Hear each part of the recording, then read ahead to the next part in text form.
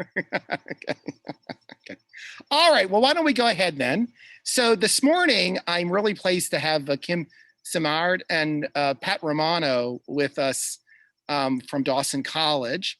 Dawson is a small two-year institution. Actually, it's a Cégep, right, in Montreal, which is, that's the Canadian or the Quebec version of a community college. Maybe they can talk about the distinction. But Dawson is an English teaching institution. Most Cégeps in Quebec are French institutions. Those of you who've been to Montreal know that Montreal is very much a bilingual city. And Dawson College is actually just outside of Montreal, I think, right? Geographically. I gave a talk. Montreal. It's in Montreal. It's in Montreal. The border, town. It's in Westmount. It's in Westmount though, right? Is it Westmount? Half Westmount, half Montreal. Yeah. Oh, really? It's really divided between the two? Okay, that's what I was thinking. Because I was up at Dawson College, you know, a couple of years ago to give a talk. Maybe you don't know that. I came up. And so they're here today, and I've been dealing with Pat and her resist violence program. And I'm sure that's what the focus of the conversation is, for some time learning about it and often sharing about what's going on in Montreal, in Dawson College. I'll say one anecdotal story about Dawson College. How Dawson College came on the radar for me was about 10 years ago when there was a shooting at the college, right? And so there was, and I don't remember the circumstances, but I do remember the response from the college, which was considerable. And it was really a peace education response that the college came back with, and doing things for their students. I don't know if that's when the program started at that point, when resist violence started. I don't want to speak for the two of you in giving us the backstory, but that's when I started to recognize that there are really great things going on in Canada that we weren't really thinking about. So there are actually peace programs and efforts not only at Dawson, there's some other schools in Canada, couple in BC in particular. So when I talk about the community of those of us who are dealing with community colleges and two-year institutions, I really try to take a North American approach to it all, if I can. And those of us in America, in the US, and I should say America, in the United States, we can learn a lot from our Canadian colleagues and the things that they're doing. So I'm gonna make both Kim and Pat co-hosts so that they have the ability to share. And then let me just say, I asked you both for bios, but I didn't, maybe if you sent it to me, you didn't get it. Not a problem. It's okay, we can introduce you. I know, but I got backstory about Kim and I. Kim and I were talking in the pre-room in that my mother is Quebecois, she's from Sherbrooke. She was raised in Stansted, and then where I was raised. It was raised in Stansted, and she knows the area. She was raised in Stansted too.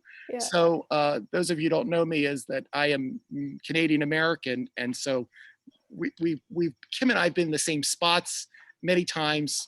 We've probably you walked across that bridge, right, between Rock Island and oh yeah. Yeah. Of course, yeah. Rock Island to Derby Line. There's a bridge. Well, going to Derby Line, we used to just walk across and say hello to the customs officers. That's what my mother says. My mother, all the time. As a kid in the 40s, you'd wave to douane or customs. You'd raise to them, and they know you. You'd go get milk and whatever. Because you're going to the library. So there's a library. Once again, this is inside ballpark talking. There's a library on the border there, the Haskell Library, which half of it's in Canada and half of it's in the United States. And it was built that way. And the joke is, Kim, you know this, all the books are on the Canadian side. I thought only Canadians said that. But what I was saying in a more serious way about that community is it used to be very open. It's not anymore. There's a $5 fine if you don't report on the US side. Yeah. There is a city, Canusa Boulevard, right? You know where Canusa Boulevard is, Kim knows. Yeah. The southern side is in US, there is in Canada. You used to be able to cross the street and get a cup of sugar, and you can't anymore. You've got to report to this. And that's all just because of this infrastructure that's been kind of created. So.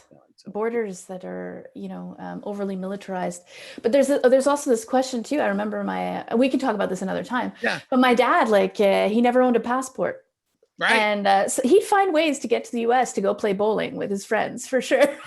But it was a bit stressful, I think, for him at a certain And point. the community shared the water system and Yeah, other things. What's a border? We don't need a border. that's right. Yeah, exactly. I'm getting off. So anyhow, I'm going to give the keys to the program to, so you both have until, we'll say roughly 1:10 or so. I want to make sure that Great. you can allow for questions in the end. And if you need anything, breakout rooms or anything, just let me know, but it's for you. So thank you, Pat, and thank you, Kim. Well, thank you. So I guess to start with, I just wanted to say thanks so much for inviting us. This gathering is such an important seminar, and we're really, really, truly honored that we'd be invited amongst all these many excellent speakers to be here. As was already mentioned, our initiative, the Resist Violence Project, was founded by myself. So I teach in cinema communications at Dawson College, and we can go over what a CEGEP is later if you're interested, but it is kind of like a community college, except we don't have in Quebec the grade 12. So it's kind of like an amalgamation of high school and university at the same time. Pat Romano is the other person who has founded the Resist Violence Project, and she teaches in the humanities department at Dawson College in Montreal. So Pat and I have been practicing resist violence pedagogy with students that we share across 2 classes in our respective programs since around 2016. We've recently expanded our community of practice to include an interdisciplinary team of teachers and alumni, working to develop modules, discuss important topics, and engage with community organizations.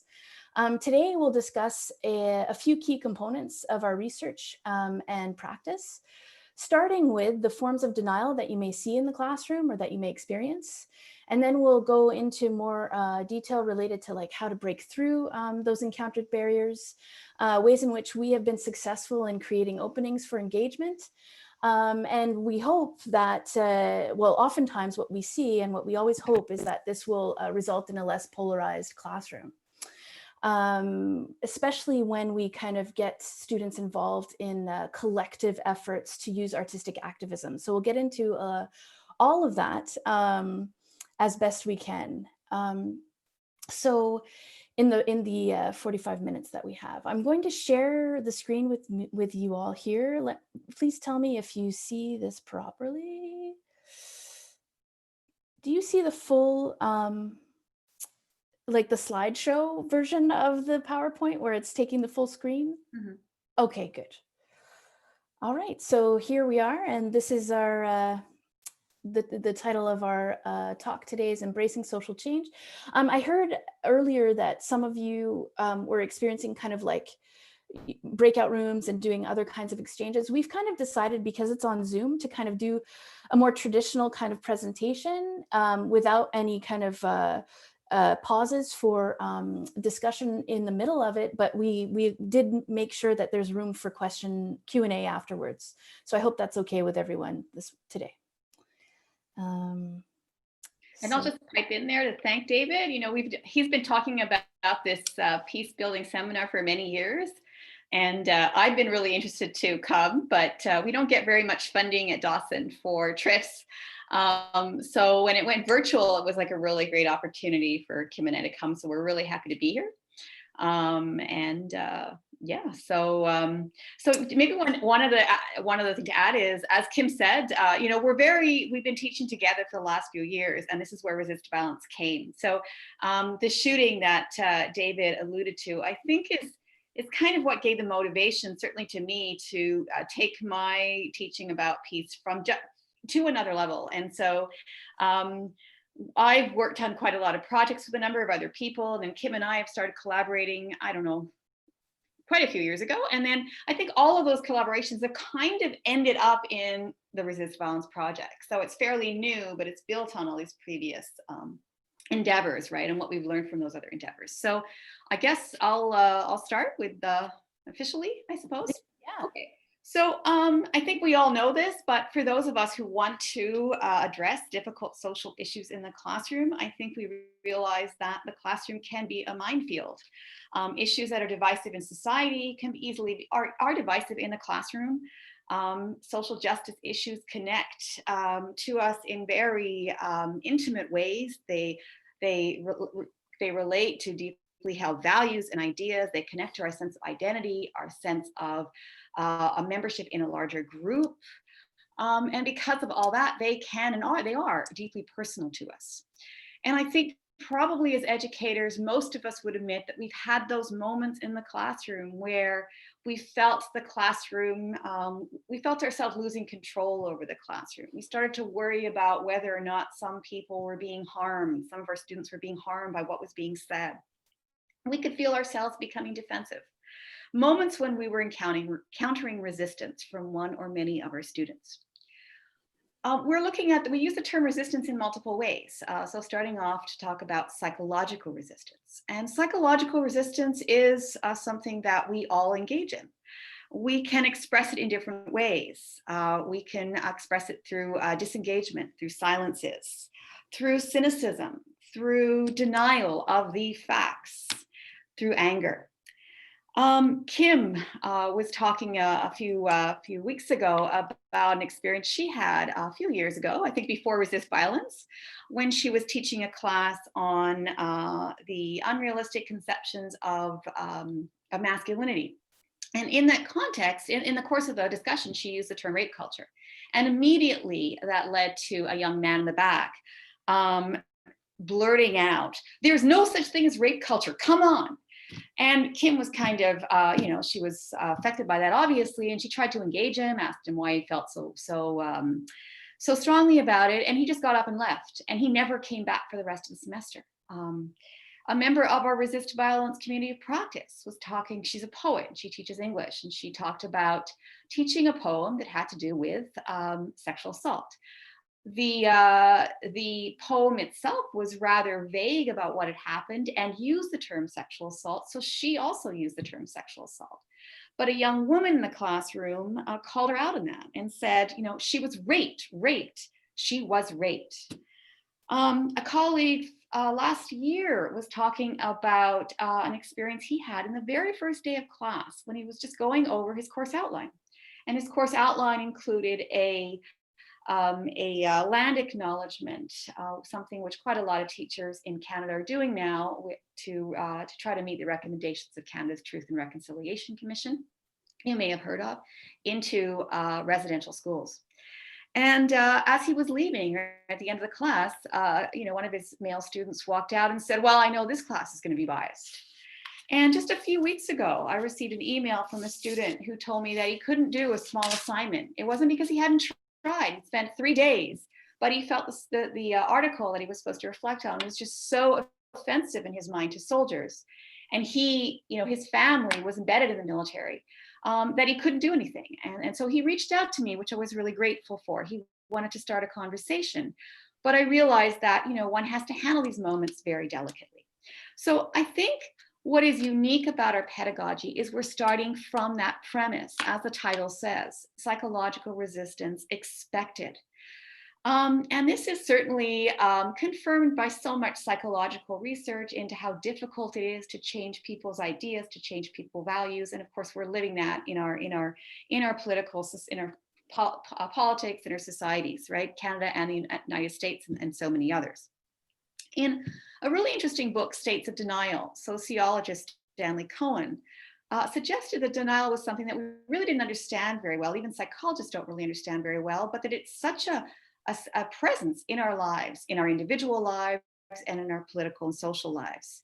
And he emphasized the ordinariness of denial, arguing that the interesting question is not why do we shut out? It's not why people deny, but rather it's why do we ever not shut out? And I think he gives us an interesting representation through these 3 different types of denial to get us to expand our conception of what denial implies, right? And therefore how present it is in our lives. So he refers to literal denial, as in denying of the facts, right? Climate change isn't happening. Interpretive denial, as when the full significance of what's happening is being ignored. It wasn't rape, or there's no such thing as systemic racism. Or implicatory denial, where the psychological, political, or moral implications that should follow are being minimized or dismissed. That happened in the past, let's just all move on.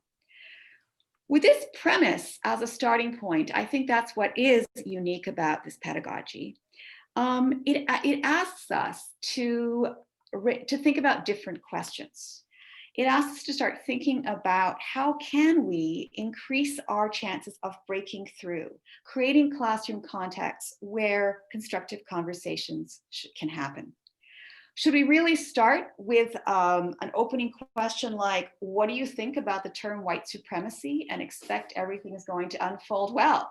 Now, maybe you think it has. Maybe the only people who spoke up completely embraced the term, but what about all the students who were silenced?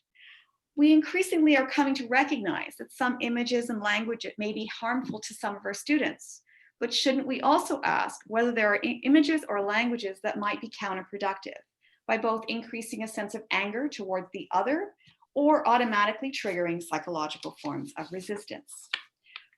Research, we found that obviously research in social psychology offers many insights, but also perhaps most intriguingly, so does the theory and practice of nonviolence. So when we talk about movements rooted in nonviolence, oftentimes we try to look at some of the common traits that they have. And many of these can be very useful for just to know and just to kind of understand and try to kind of study. So in every nonviolent movement, not everyone, but most of them, one of the main objectives is to find connections. Recognize that none of us has the whole truth. So in essence, that we're all a work in progress, right? So that person who might declare that they are a white supremacist and get tattoos of the sort may later on in their life not want those tattoos anymore and spend a lot of money to get rid of them, right? So this concept of like that we're always changing and that there are opportunities for us to find connections, because in essence, we are all human. And there's always this idea of distinguishing between the person, their role, their actions, and their worldview. So this becomes really important when you start to kind of maybe delving into conversations that are very touchy for some. Perhaps some people are recognizing for the first time that they are a perpetrator of rape culture or something like that.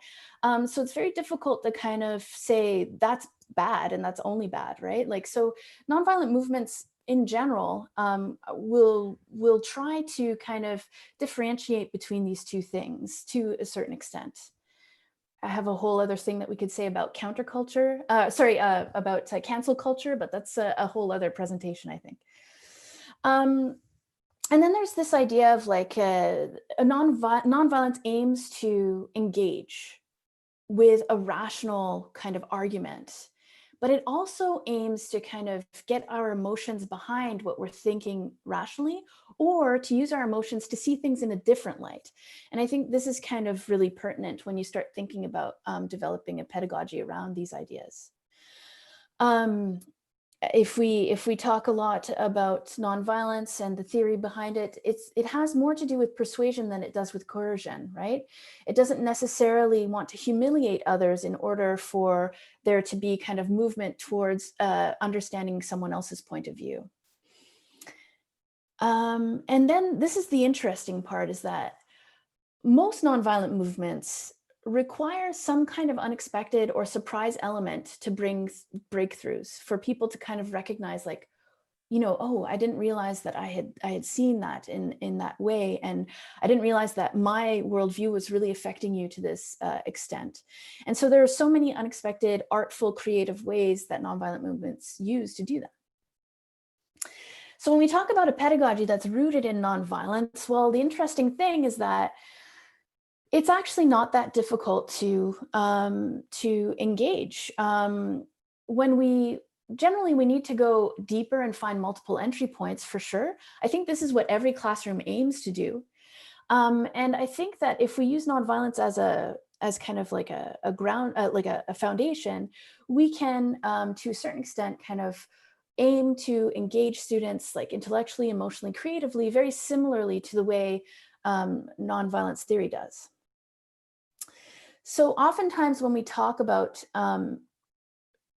introducing some kind of pedagogy that is rooted in nonviolence, in our case, we try to really focus on balancing the personal with the analytical. So we try our best to emphasize that bringing storytelling and art into more kind of academic discussions is really, really useful. To not just kind of have a story about, in our case, like let's say we're talking a lot about the residential school system in Canada and how it affected generations of Indigenous people. If we want to bring that out, sometimes it's great to tell a story, right? Or bring in maybe music or art that Indigenous artists are making to draw awareness to this issue. And the same is true vice versa. And I say this from a perspective where I'm the more artsy one in our team here, Pat and I's team. And I feel that by us collaborating, I was very much able to kind of integrate more kind of depth into the analytical and academic discussions that we were having around some of the issues we were bringing up through an artistic originally through an artistic context that brought in all of these other intellectual concepts that I just didn't have in my playbook, you know. So what we're trying to do generally is building critical thinking alongside meaning and practice. So that basically saying that it's great to read the book and it's good to read the article, but what happens when that becomes very meaningful through either the project that you're doing or through the way that you're practicing nonviolence? So we'll go into more detail about that in a few slides or in a few moments. The other thing is we try to bring in kind of inspiring stories of how social change happens. Like oftentimes we hear the stories that perhaps are not as successful, or we hear stories that can very easily be dismissed. Or, you know, there's lots of situations where, you know, those stories that seem to be kind of erased, perhaps even throughout our history or whatever, we're trying to bring those up again in the classroom. And there are a variety of different ways to do that. And then, of course, we try to engage students in the work of social change through artistic activism. So what does that look like? Does it mean that everyone has to be an artist in the classroom? Absolutely not. But what it does mean is that the embracing of kind of a social change strategy can involve art. And the great thing about artistic activism is that you don't have to be an artist to do that. It can be open to everyone. So these are some of the things that we employ in our pedagogy, and I will give it back to Pat to talk about this interesting monument. So as this slide is mentioning with the finding insights from the theory and practice of nonviolence really comment, the term nonviolence brings up many responses. The concept itself is problematic for many, and it seems to assume that what is nonviolence is any activity that is not violent. And thus teaching, of course, is an inherently nonviolent activity. What is there to talk about? But nonviolence, if we understand it more meaningfully, encompasses a much smaller category of actions. Actions that are, and I'm using the work of Stellan Binthagen here, actions that are simultaneously both without violence and against violence.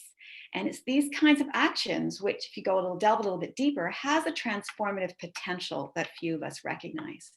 Kim was talking about nonviolent movements, and of course there is a whole variety of nonviolent movements. And when we're talking about nonviolent theory, we are really pulling from a theory that's been much more inspired by Gandhian views of nonviolence, where the goal really was to try to bring reconciliation, rather than just, we could say, the alternative of a power-breaking strategy of nonviolence, where you're really just trying to put so many, screw up the system so much, right, that eventually the power structure can't function anymore and you tear it down. Successful nonviolent movements use both. They try to, massive protests, acts of disobedience that really do put what's the word I'm looking for here? But cause problems in terms of stymieing the ordinary functioning of society. But they also involve these other actions as Kim said, that are often unexpected, that are trying to change people's minds. So they really do try to reach people rationally, use rational arguments about why the current system needs to change, but also emotionally engage people. And this is very much something that Gandhi recognized, but many in the civil rights movement, Martin Luther King recognized. But if we're thinking about the extent to which nonviolence is a confusing term for many and brings up all kinds of reactions, what do you think about this? Is not really our fault. The history of nonviolence has been largely forgotten and devalued.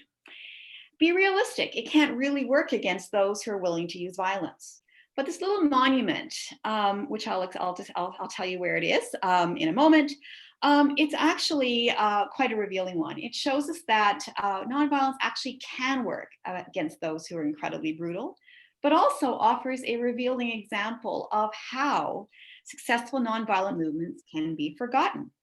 These 3 sandstone statues stand in a small park, usually empty, on Rosenstrasser Street, a small side street off a larger boulevard that commemorates the bravery and triumph of hundreds of non-Jewish wives who protested in February 1943 in the middle of Berlin, right next to the SS headquarters. They were protesting the arrest and soon-to-be deportation of the last Jews still remaining in Germany, and they were Jews who had non-Jewish wives, spouses' wives. In many cases, they came every night after work, heedless to the Gestapo guns that were brought out to confront them. They stayed for more than a week, and they succeeded. Their husbands were all released. This single statue is the sole commemoration in Germany to this act. But it stands in contrast to the many monuments, schools, and streets that commemorate two much more well-known resistance heroes. The brother and sister university students, Hans and Sophie Scholl. You may have heard of the White Rose movement for anyone who's looked into the Nazi and resistant to the Nazis. They were, as I said, they were university students in Munich who were printing and distributing anti-Nazi leaflets. And they were eventually caught and they were executed. Their memory is remembered in so many ways throughout Germany, in contrast, as I said, to this one statue. Philosopher Susan Neiman, in a wonderful, provocative, informative book called Learning from the Germans, writes that the primary lesson of the Scholls is basically to say that not all Germans capitulated to Nazi terror, but it also consoles all those who lived at the time, reassuring the millions of Germans who did nothing, that they really had no choice between, because the choice was really capitulation or martyrdom. In contrast, as she says, the message of the Rosenstrasser monument is much more psychologically threatening for some, but also so much more inspiring for the rest of us about the possibilities of nonviolence. Go to the next. Okay, so we talked about trying to move people, inspire our students about the possibility of social change, to get them to think about the dynamics of social change, but also, the possibilities of not, but also to inspire them with real examples of nonviolent action. But we're also trying to go much more deeply into the complexities, and as Kim said, find the connections between all of us, through also the connections of different types of systems of injustice. So the little triangle on the bottom, we have always found to be very useful. It's a triangle that reflects the typology of violence developed by Johan Galtung, Scandinavian peace theorist, who came up with the concepts of structural violence, cultural violence, and direct personal violence. And I find this triangle and the constantly the arrows that should go actually in both ways, that really are helpful in getting students to think about the interrelationships, the connections between systems, ideas, and individual actions, which is something that we really try to pull out. We try to find common root causes among different systems of exploitation. Even if we're focusing on one main one, we're always making connections with others. We are bringing out the intersections of race, class, and gender, and other factors that factor in and shape how we experience these systems and where we're placed in position in these systems of injustice.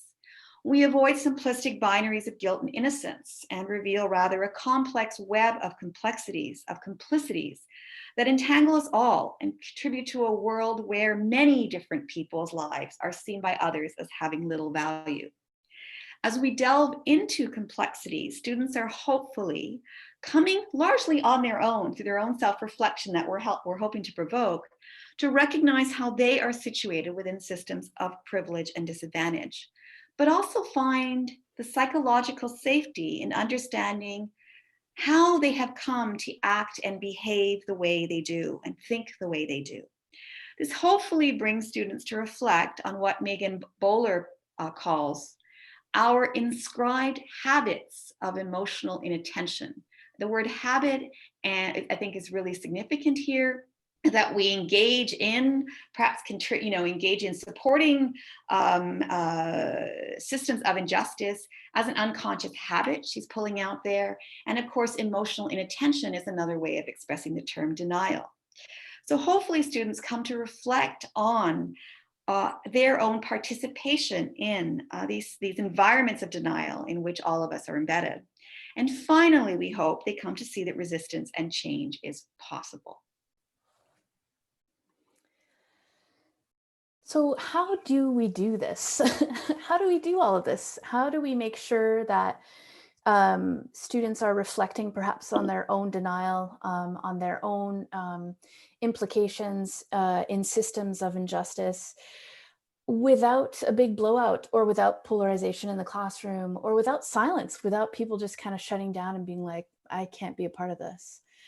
We have found that some of the ways that work are through storytelling, as we mentioned, but also through artwork and presenting artwork that is in essence also resisting social systems of injustice, or is in some way a campaign against certain ideas that are extremely harmful. So we bring this stuff into the classroom as much as we can. We bring poetry in, sometimes music, but very often I bring in visual arts. I think photographs and the visual arts have a way of engaging people in a very on a personal level before the boundaries are up, right? So we try to delve into these kinds of things, just showing work and then using them as entry points. So earlier, Pat told you about the story of the student who kind of walked out on my class, and he was very fragile, very upset with the term that I was using. I was using the term rape culture, and he was very sure that it didn't exist. He was kind of like, this is I can't believe a teacher is using this term. And so subsequently, I felt terrible. I felt like, this guy, by the way, never came back to my class. And that's not the kind of thing that I want to do. That's not like, I don't want a class where people don't feel that they can be in it. It's very important to me. So it kind of, I was young, I was new teaching as well. And it really affected me. So I tried, instead of bringing it up anyway, I skated around terms that might be seen as offensive. I suddenly didn't want to talk about things within the context of an intro communications class, where often we're talking about media, we're talking about advertising, all this kind of stuff that ultimately, thrives with stereotypes and thrives in these kind of the over-sexualization of women, all of these things. So interestingly, eventually I came up with the idea that I still wanted to bring this into the classroom. So at the time I had been looking into a few kind of campaigns around victim blaming. And the one that you see on the right here that has the hashtag "This is not consent" was one that I thought was really interesting to bring into the classroom. So I decided to do it. And interestingly, what ended up happening was that the actual image itself was kind of, because it's a thong on, it looks like it's being held up on a, somehow like a flag or something like this. What's interesting about it is that people normally have their initial reaction when I would show this kind of thing is that they would have a very spontaneous one. It would be kind of like they'd be surprised that I would show this, first of all, in the class. We would discuss whether or not how it fits into kind of like a larger campaign. And then, also interestingly, or what I thought worked really well, was that because it was just an artwork, but you know what I mean? Because it was an artwork, we felt that we could talk about it. And I never after that moment, I felt like I didn't actually have to bring up the word or the term rape culture again. And it's not that I want to shy away from it. In fact, I don't at all. But what I do want is for no one to be shut down or shut out of any kind of conversation, because they have this kind of understanding of that word that is not going to allow for them to come to the class with an open mind. So by showing this, interestingly, we talked about rape culture the whole class.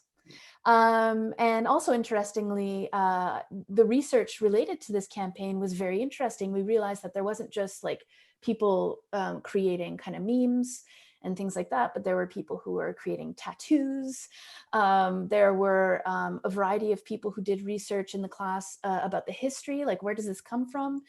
That the idea of a pair of panties being used as in defense of a rape perpetrator in a rape case in Ireland. I mean, and then it opens up, right? So then people are starting to talk about all of this. And they're talking about it in ways that, they wouldn't have perhaps had I just mentioned the word rape culture. And this to me is so valuable, incredibly valuable. Just a few kind of anecdotal stories also related to the other images that we have here. The one in the middle with the red dress project. This is to create awareness around missing and murdered Indigenous women and girls. There's this very well-known documentary and very well-known place, particularly in the west coast of BC, called the Highway of Tears.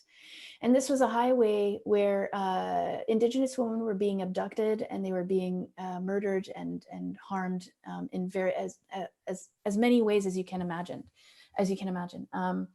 And they weren't being reported. These abductions weren't being reported, and so this.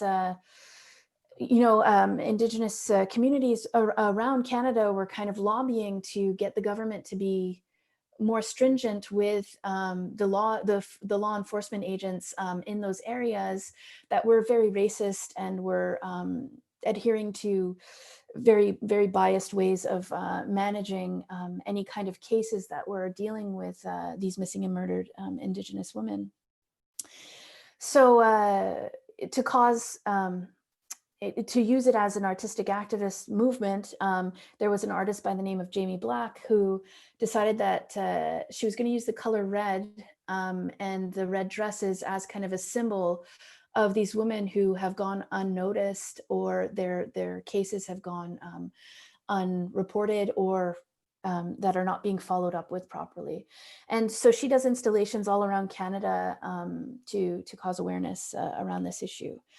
So interestingly, we can talk about racism, we can talk about colonialism, we can talk about, the use of police power. All of these kinds of things can come through a class that just shows this piece. And I find, that is incredibly important. I don't know how much time we have, but another anecdotal story I'll try to tell very quickly. The Chris Buck image, Let's Talk About Race, which maybe some of you are aware of. I think it was in O Magazine in 2017. And I think Chris Buck has done others since. But interestingly, showing this in a class, I did show this in a class, and there were at least one or two students who were reacting very strongly to it. And interestingly, what ends up happening sometimes when you show these kinds of works is that you get to know other people's stories. So people in the class who are willing to share stories about their own upbringing or their own experience with race and racism. And I remember particularly there was this one student who was like, oh my God, like she just was like, that was me, but with all the white dolls around me, and I couldn't find one Black one that looked like me. And it just made everyone in the room reflect, right? Reflect on these systems that exist, and how just something as simple as a photograph that changes the rules, right? Or subverts the power. Suddenly it becomes very explicit, and we can talk about it in the classroom. Yeah, so I think that's all I have to say about that. I can't wait to talk about this later. I see that people are putting stuff in the chat. You know, I'll go through it, and then we can come back to this maybe later. Yeah. Oh, okay. Yeah. So I think these quotes from Michalinos Zembolas really speak to our pedagogy and the challenge, I think, for educators. Stop treating complicity as a problem to be solved. Start treating it as a fact of our civic life to learn to live with. The pedagogical question at hand is not what can I as a teacher do to reaffirm students' moral agency so they admit their complicity, but rather, how can I as a teacher move my students to take action in their everyday lives to refuse being complicit in social harm?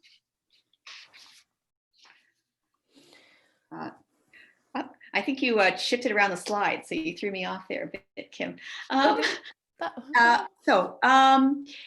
Towards collective responsibility, right? That is what the quotes allude to by saying, you know, our challenge is to get students to think about what they can do as opposed to admit, right, their guilt or their shame about what's happened. So towards collective responsibility, not about individual shame, not about collective guilt. I use those terms, individual shame, collective guilt, in significant ways, because I think that in terms of individual shame, shame can be an incredibly overwhelming emotion. It tends to lead us to turn into ourselves, feel attacked, and feel a sense of being a victim. Collective guilt is also a very problematic term. It's generalized, undiscriminating, and you know, unfair to an entire group that is now deemed to be guilty.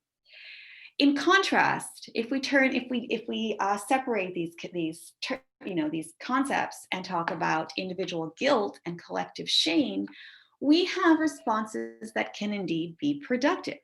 In terms of collective shame, both these quotes by Aaron Lazar, who is a psychologist, American psychologist, and wrote a really great little book called On Apology, and Bryan Stevenson, whose work you probably are very well known of, but the founder of the Equal Justice Initiative. Both of these writers speak about the value of people having collective shame. And that the image is of a small number of the hundreds or thousands missing and murdered Indigenous women that Kim spoke about earlier, a collective shame for all Canadians. And basically, these are women who were murdered since 1980. So we're talking about a very recent dark part of our history as Canadians.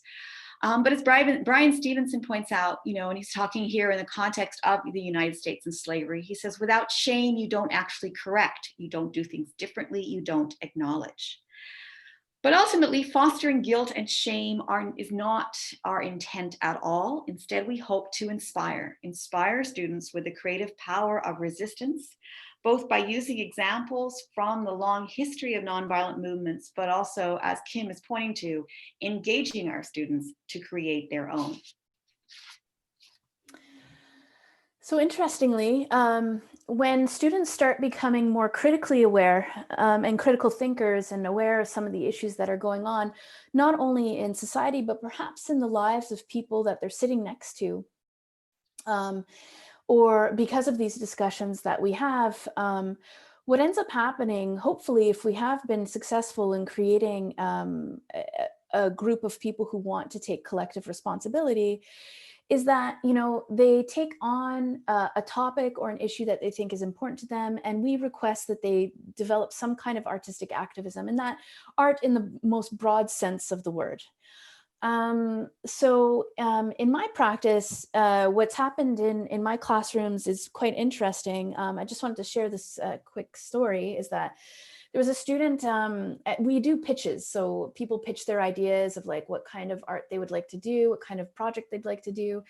And on the day of the pitch, there was the student who waited till the end of the class to speak. And then he kind of was like, I've got this idea, and I'd like, I really, and he had a very kind of very well researched proposal that dealt with the concept of hip hop music and that culture, and having, in a sense, using women as commodities, sexual commodities, within those structures. And he said, I want to make something about that. I want to draw attention to it.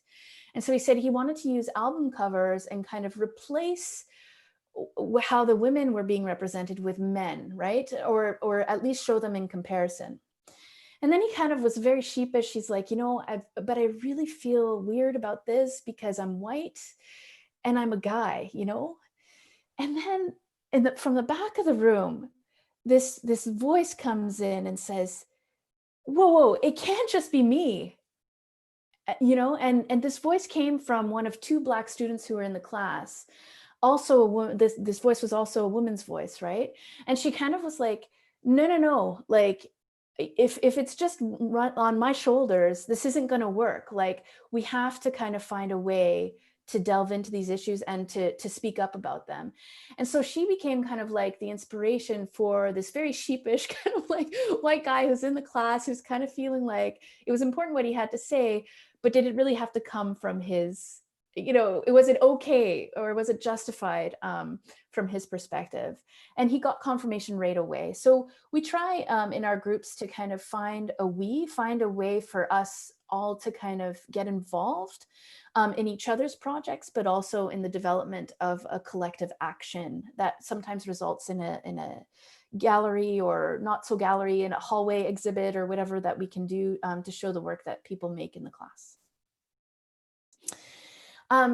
We draw on the work of the Center for Artistic Activism that highlights so many things related to art and activism. But most importantly, they draw on the idea that art in the context of activism is very, very often kind of something that moves not just our minds and our intellect, but it moves our hearts and our emotions as well.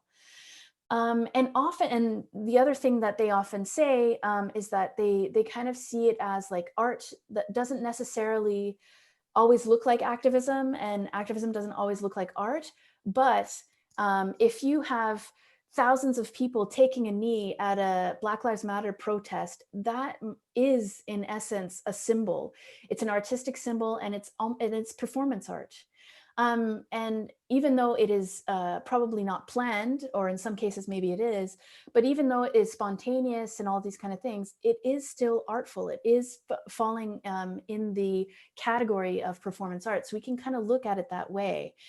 And then if you look at the image below, this is a artist by the name of JR, who is really taking his artwork into the activism realm. You might see here that he's built an opportunity for people to have a picnic where the wall is being built between the Mexico and US border. This to me is very interesting because it uses art in a way that brings people together. I mean, we could talk about the aesthetic of it and all that kind of stuff, but ultimately what we're trying to emphasize by bringing this into the classroom and asking students to try to do their part and try to see what they can do that can kind of open up people's ideas and share about a certain issue or whatever it is that we're looking generally for students to work against violence, without violence, and to look beyond violence. So give people other solutions. What else can we provide that will allow us to reflect on the way things were? What can we do to talk about the way things could be, that they don't have to be this way? So, we do that in regards to the projects that we show and how we present them, but also in the way that students kind of engage in their own form of artistic activism. So do we still have time? Are we okay? David? Yes, yes. Okay, okay. What we're going to do is I need a hard stop by 1:15. I mean, Yeah. 1:10. Give Okay. people a 5-minute break till the next session at 1:15. So maybe Okay. 10 minutes, take questions or. Okay, so we're all like, this is the last slide. So, Okay. okay, so I just want to make sure, I don't know if we want to speed through it or not, Pat, but I think basically what we wanted to share is that at the end of every semester that Pat and I work together and we do our interdisciplinary project, what ends up happening is that we either have students or we have people, faculty from our community of practice, who kind of reach out and talk to us about how things have progressed or how things have evolved. And some of the things we'd love to share here are the quotes that you see. The first quote is from a student who, very interestingly, we found out at the end of the semester, he was kind of very shy in class and didn't necessarily want to speak up. We learned through one of his projects that he did that he was at one point part of what he called, and these were his words, that he called a neo-Nazi group. And within that group, he recognized that he didn't want to be a part of it anymore. And he was finding it super difficult trying to get away. And so what ended up happening is that throughout the course of our time together, he understood why he was there.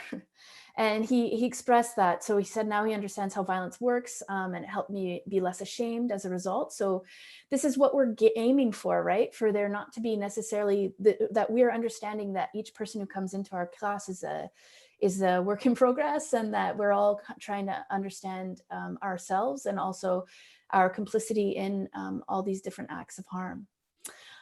So that was one example. Pat, did you want to talk about the other one?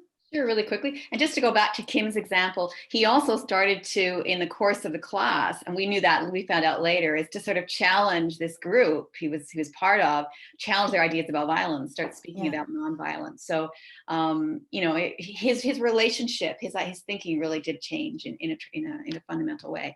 The second quote is a student who, the kind of student that drives us crazy. Intelligent, but so underperforming, not there most of the time, silent, quiet, detached. And then out of the blue, at the end of the semester, a couple of weeks later, I get this email that he writes me, and he says, it was just during the last push at the end of the semester that I really started to appreciate the content of class. I love the message about nonviolence that the class intended on sharing, and I've spent some time looking into war activist bloggers since the end of the semester. Your class has opened many doors for me. I just wanted to show my appreciation. The last thing one would expect, from this student who could be put in that stereotypical group of, the cool guy who really didn't want to have anything to do with this material. And Kim, the last one. The last one. So we got a grant this past year, and we were able to start a community of practice with faculty members from a variety of different disciplines. This particular comment where, this member is saying, would I become more effective pedagogue if I made a greater effort to better understand why some students resist me? In this, she's making reference, she's a person of color, she's making reference to her race, but I think also she's making a reference to her ideals, right? And what she's bringing into the classroom and the content that she's bringing in, which she said would not have come across her as something to think about had she not been a part of our community of practice. So these are all things that we kind of value, and that we hope that is inspiring for you all as well. I think that you have seen our website, hopefully. If you haven't, you can find us there, resistviolence.com. We are more than happy to, welcome other on our homepage. There's a, place to subscribe to our newsletter. And we are beyond excited to also have you look at our modules that we have up there.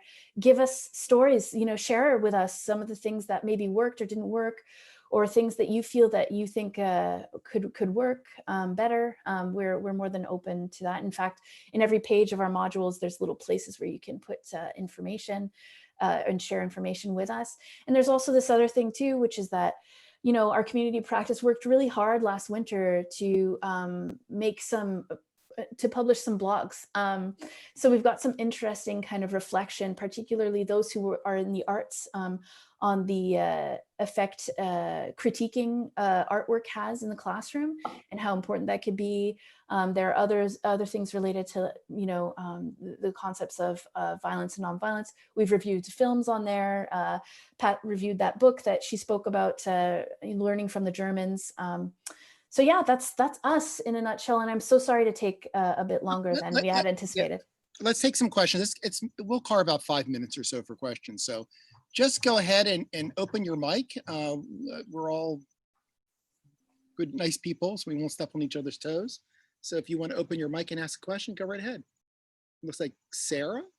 Yeah, this was extremely helpful, and it's like exactly the talk that I would want. Basically, I teach the humanities, and so we work with art throughout the course, and it is, I think, a very effective tool.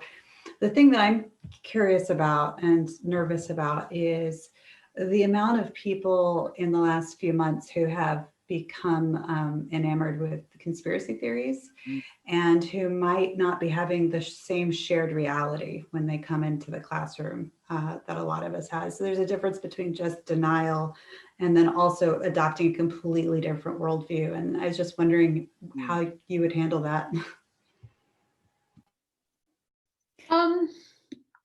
I think my sense is that it's not that big a jump from regular denial to believing in a conspiracy, really, right? And in some sense, conspiracy theories they see power, they see a world that is serving some people's interests at the expense of others. So, a course that is sort of unpackaging the power dynamics in a world might, if it's done gently, working in with other tools that are trying to open the discussion and not sort of shut it down right away, might make their worldview expand a little bit. I don't know. I think it's just the idea that what we need to do most importantly is to create those unexpected moments through as many ways as we can, as repeatedly as we can, so that those, the assumptions and premises of what you're already going to say are not going to, immediately shut down that person. So I don't know if that answers your question, because I think it's a really it's a complex one, but I'm not sure. I think this might work as well as pedagogy, but we need to get into the power dynamics in a very important way as well. Other questions? Just go ahead and open your mic. Lena commented that she's already got an idea she's cooking up based on the presentation, which is great. I love that, Lena. I would love to know if you could share with us. We'd love that on our website, however you can, or if you have our emails. I don't know if David. No, go ahead, Lena's open. Go ahead. Oh, I was just thinking that I'm going to look for pictures on the web of people. So right away, I'm looking for an older Black man and an older woman and somebody wearing a hijab.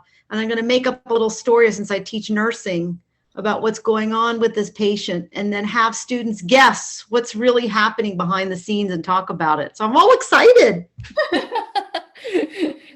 That's super interesting. And the concept, because a lot of stereotypes will come out, right? Of course. Yeah, that's really great. Yeah. Other questions? We got a few more minutes. Go ahead. Just open your mic. Tulin.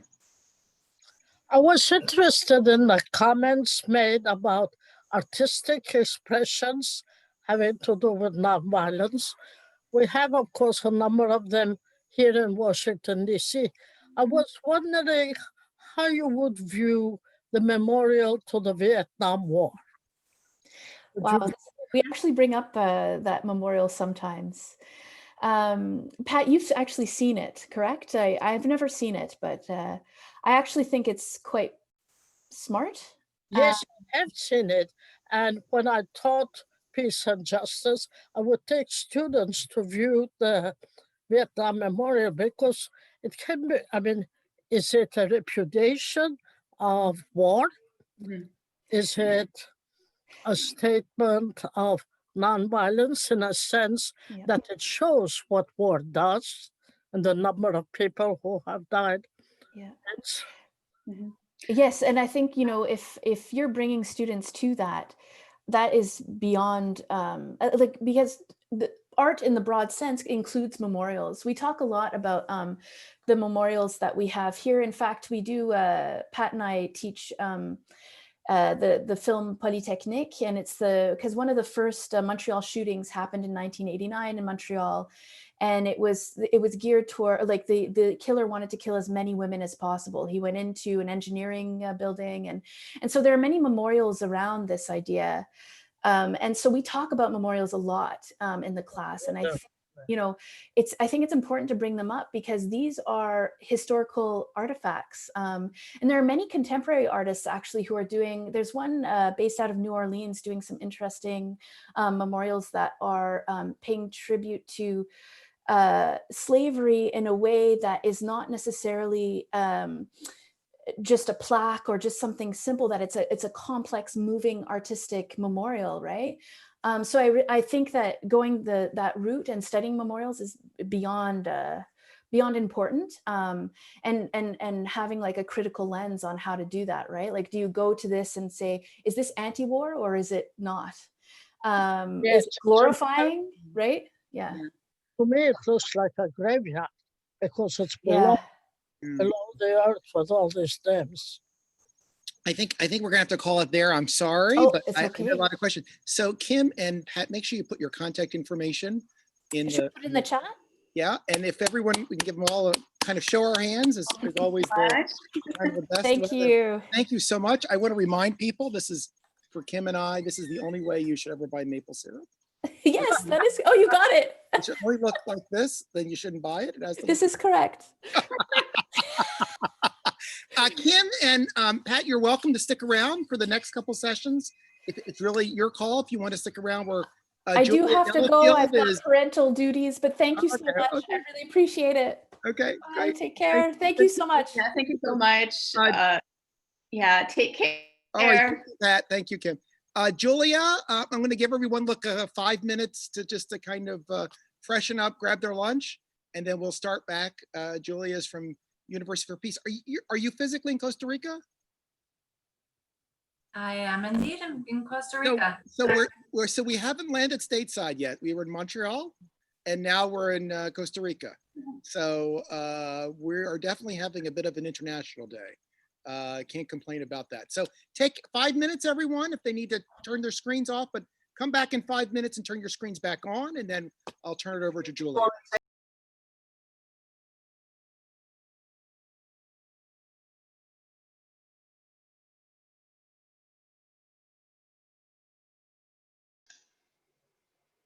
Hi, Julia.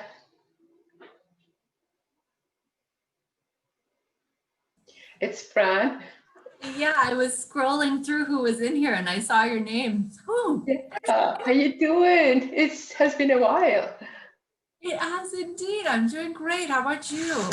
I'm doing good too. I'm good too. How is UP? I never forget how beautiful it was.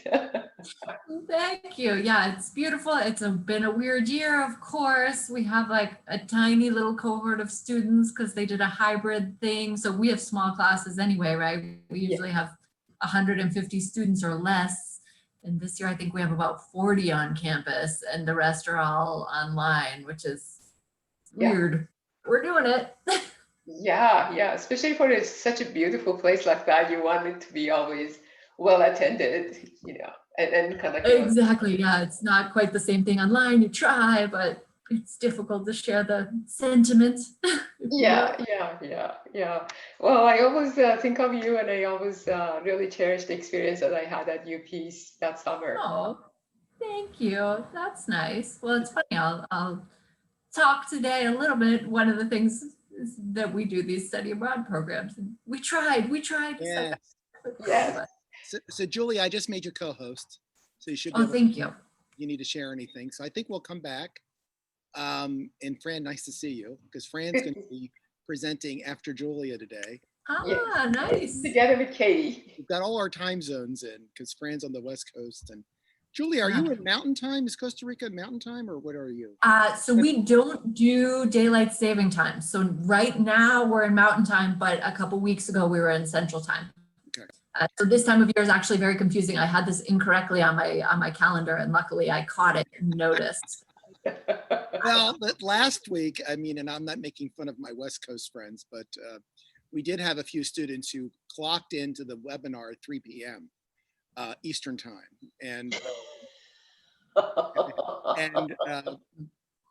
you know, I'm very cautious. I says ET, PT, you know, I don't even do the standard daylight because I get that confused. I just say ET, PT.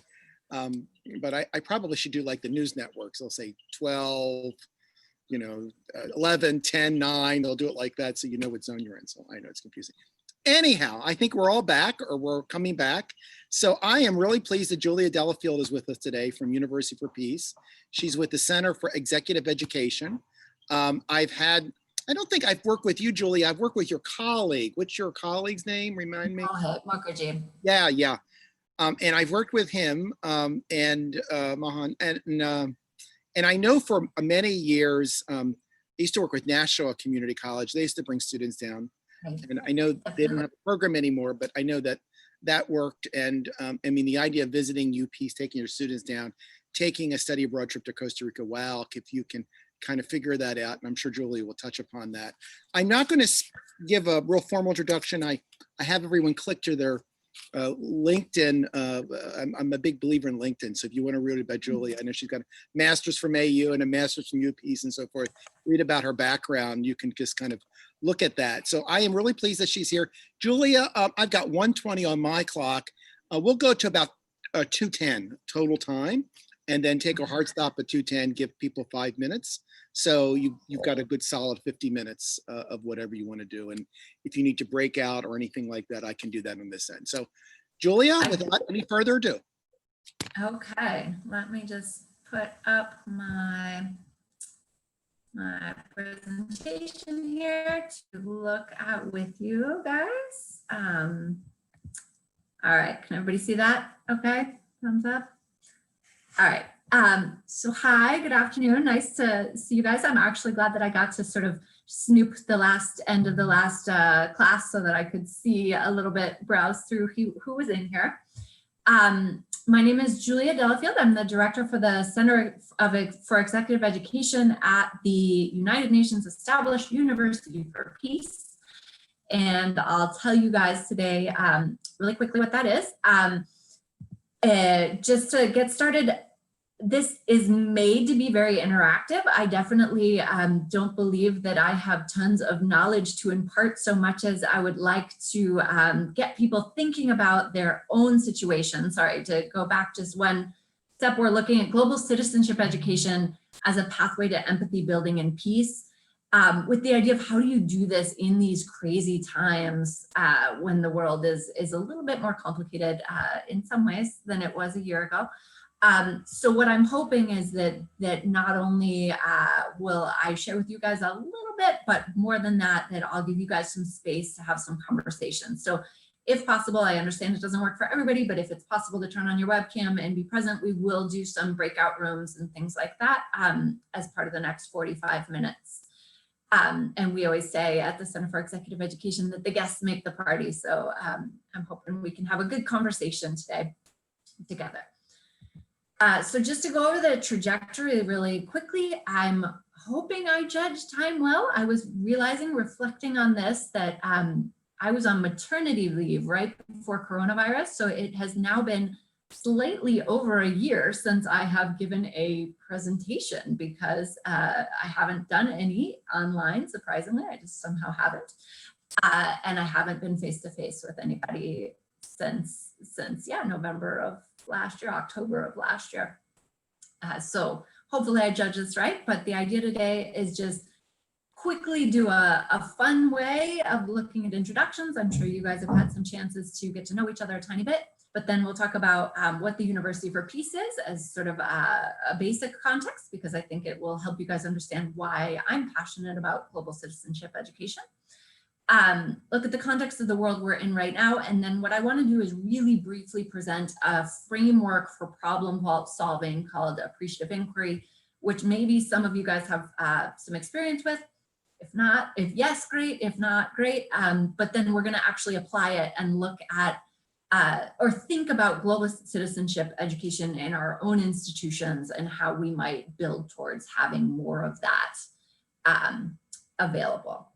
And I will do my best to, to keep track of the text box, and feel free to unmute and talk at any point, because for real, I appreciate the conversational aspect of things even more than just talking at people. So the really quick introduction, sorry, it's not changing my slide. There we go. What is your superpower? Maybe you guys have been asked this before, maybe you haven't. Either way, great. The idea is that this is sort of one of these icebreaker questions where your answer can range from like, I'm the best pole vaulter in my state, to something that's much softer and about sort of how you work. So for instance, David mentioned my colleague Mohit Mukherjee. I work really closely with this guy, he's amazing, but one of his superpowers is that he is the most empathetic listener. It is impossible to share with him and not feel like you're really being heard and have really made a connection. So your superpower can fall on this huge, I guess, spectrum of what is out there.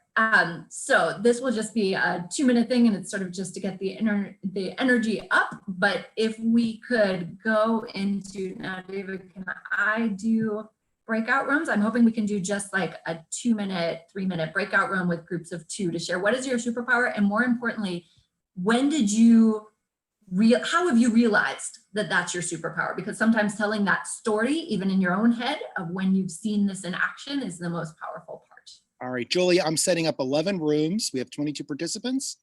So that means you may be in a room also. I don't know how to, okay. All right. That's okay. Open rooms. Okay, rooms are open, so people have to move into the room. Just like 2 minutes, a minute each. You should be able to see it. Does everyone see it? Okay, great. Because here I was talking away without anybody hearing what I was saying. Sorry about that. So I was saying, if you guys would be willing, feel free to just take your microphone off or chat, or put something in the chat box. But why would we start this way to start off a session looking at peace building, appreciative inquiry, global citizenship? Anyone have any ideas?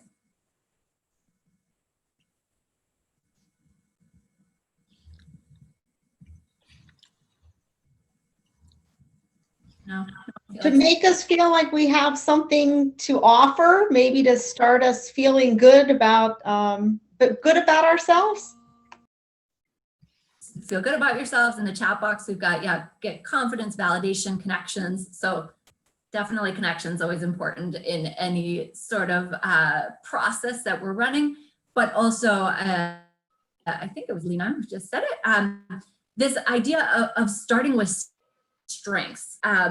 In times of change, and as we get into what this idea of what appreciative inquiry is, you can look at things sort of deficit-based, or you can look at things strengths-based. And as we are all facing unprecedented times as educators, it's really important to understand what it is that you have to offer in a special and unique way that you might take for granted, but that for everybody else could be really important. And yes, as is coming in the chat box, it also really helps everybody to connect, to share a story, to share a little bit about you and your narrative.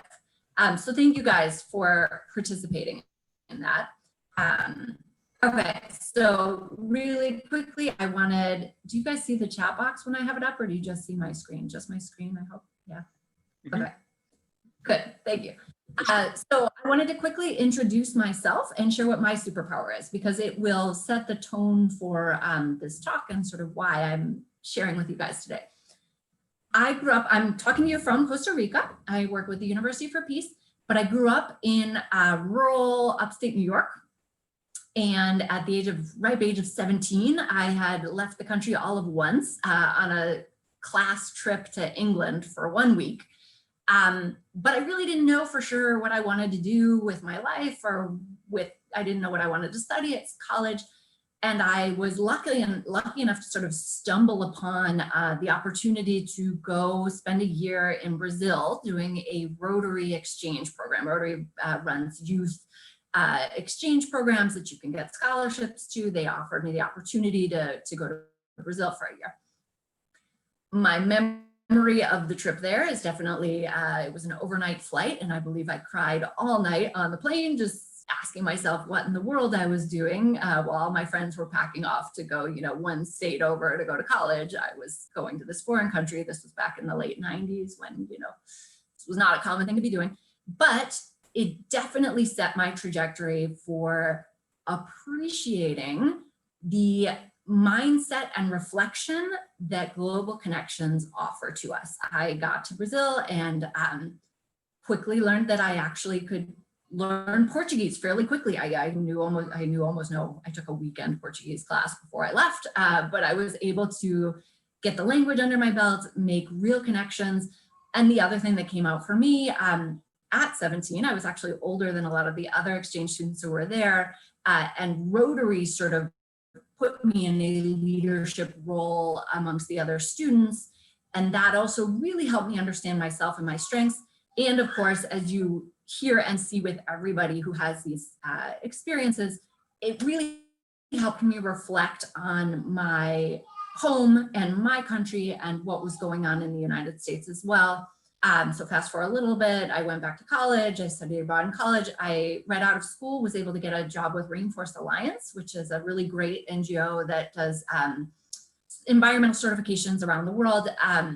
Fantastic organization. And they were opening, after about a year and a half there, they were opening up an office in Mexico and said, do you want to move down to Mexico and be the sort of US staff who's there helping transition the new team in? So I got to move to Mexico, lived there for 3 years. And that was the first time where it sort of being abroad transitioned from an experience I was having as an American to realizing that I could live my life and be me and move forward with my goals and my career and myself in this different context. So I went back to the States at some point, lived in California for a little bit, and realized I would rather be in Latin America. I realized that the challenges of living in a different context, using a different language, forced me to open my mind in a way that I really liked, and that forced me to be, I thought, a better person and a better professional. So I did a lot of research. I thought Costa Rica sounded pretty neat, and I thought that there were interesting opportunities here. So I did a dual master's at University for Peace and with American University in DC. And as you'll see in the final photo, I've now firmly established myself as a Costa Rican. That is my Costa Rican husband and my Costa Rican baby. That's from Thanksgiving last year, actually. He just turned 1. So that little tiny guy is not so tiny anymore, but yeah, now this sort of intercultural life has become what's normal for me. And being able to share that with students and other people who are trying to help people of all ages use intercultural experiences to open up their own worlds. It's really become a passion for me and something that I love being able to do. So that's who I am. Sorry if you can hear the baby yelling in the background. I can't mute him without muting myself. Okay, so sorry, it's slow. So that's who I am. I know, yeah, we'll see how we do with getting through everything quickly. I tend to talk too fast, actually. So next, I just wanted to quickly tell you guys about UPeace, because UPeace also really fits into this picture of global citizenship and how it connects to peace. So the University for Peace, what I put up here is the mission statement. You'll see it says to provide humanity with an international institution of higher education for peace. with the aim of promoting among all human beings a spirit of understanding, tolerance, and peaceful coexistence, to stimulate cooperation among peoples, and to help lessen obstacles and threats to world peace and progress in keeping with the noble aspirations proclaimed in the Charter of the United Nations. The University for Peace is a really unique institution in this world, as far as I am aware of. And at this point, I've been 7-8 years with UP, so I've had a chance to look around a bit. We are a part of the United Nations system. We're actually set up as a treaty organization within the United Nations system. So we are an international organization, an international university. And what we have are master's programs and doctoral programs that are looking at peace building. The whole goal is to create a more peaceful world, but doing so by looking at these root causes of conflict in our world and thinking about how to address those in a multicultural context. So there are master's degrees that focus on environment, that focus on international law, gender, education, and they're all looking at the broader world of how it influences peace, but focusing in on specific pieces. And the intercultural part comes with the student body, which we're a very small school. We tend to have approximately 150 students per year. This year we have less, but they usually come from around 60 countries. So they're in every single class, you know, you're talking about no more than a few people from each country that's involved, and having points of view from all around the world. And that those different points of views when looking at contentious topics are what gives depth to what the learning is about. So I really quickly wanted to share with you I have a 2-minute video about what peace is. So this is just 2 minutes. Hopefully the sound will work.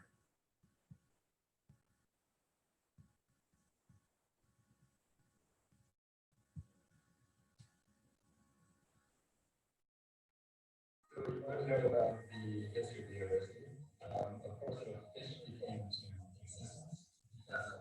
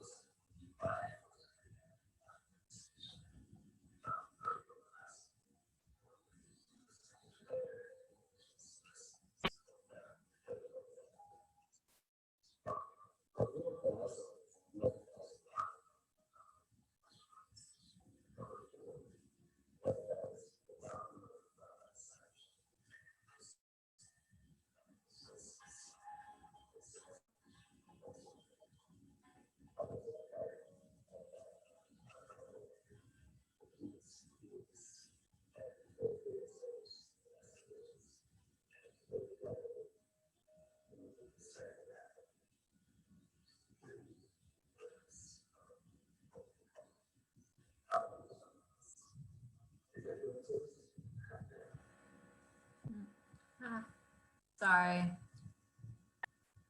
I thought that it was going to work.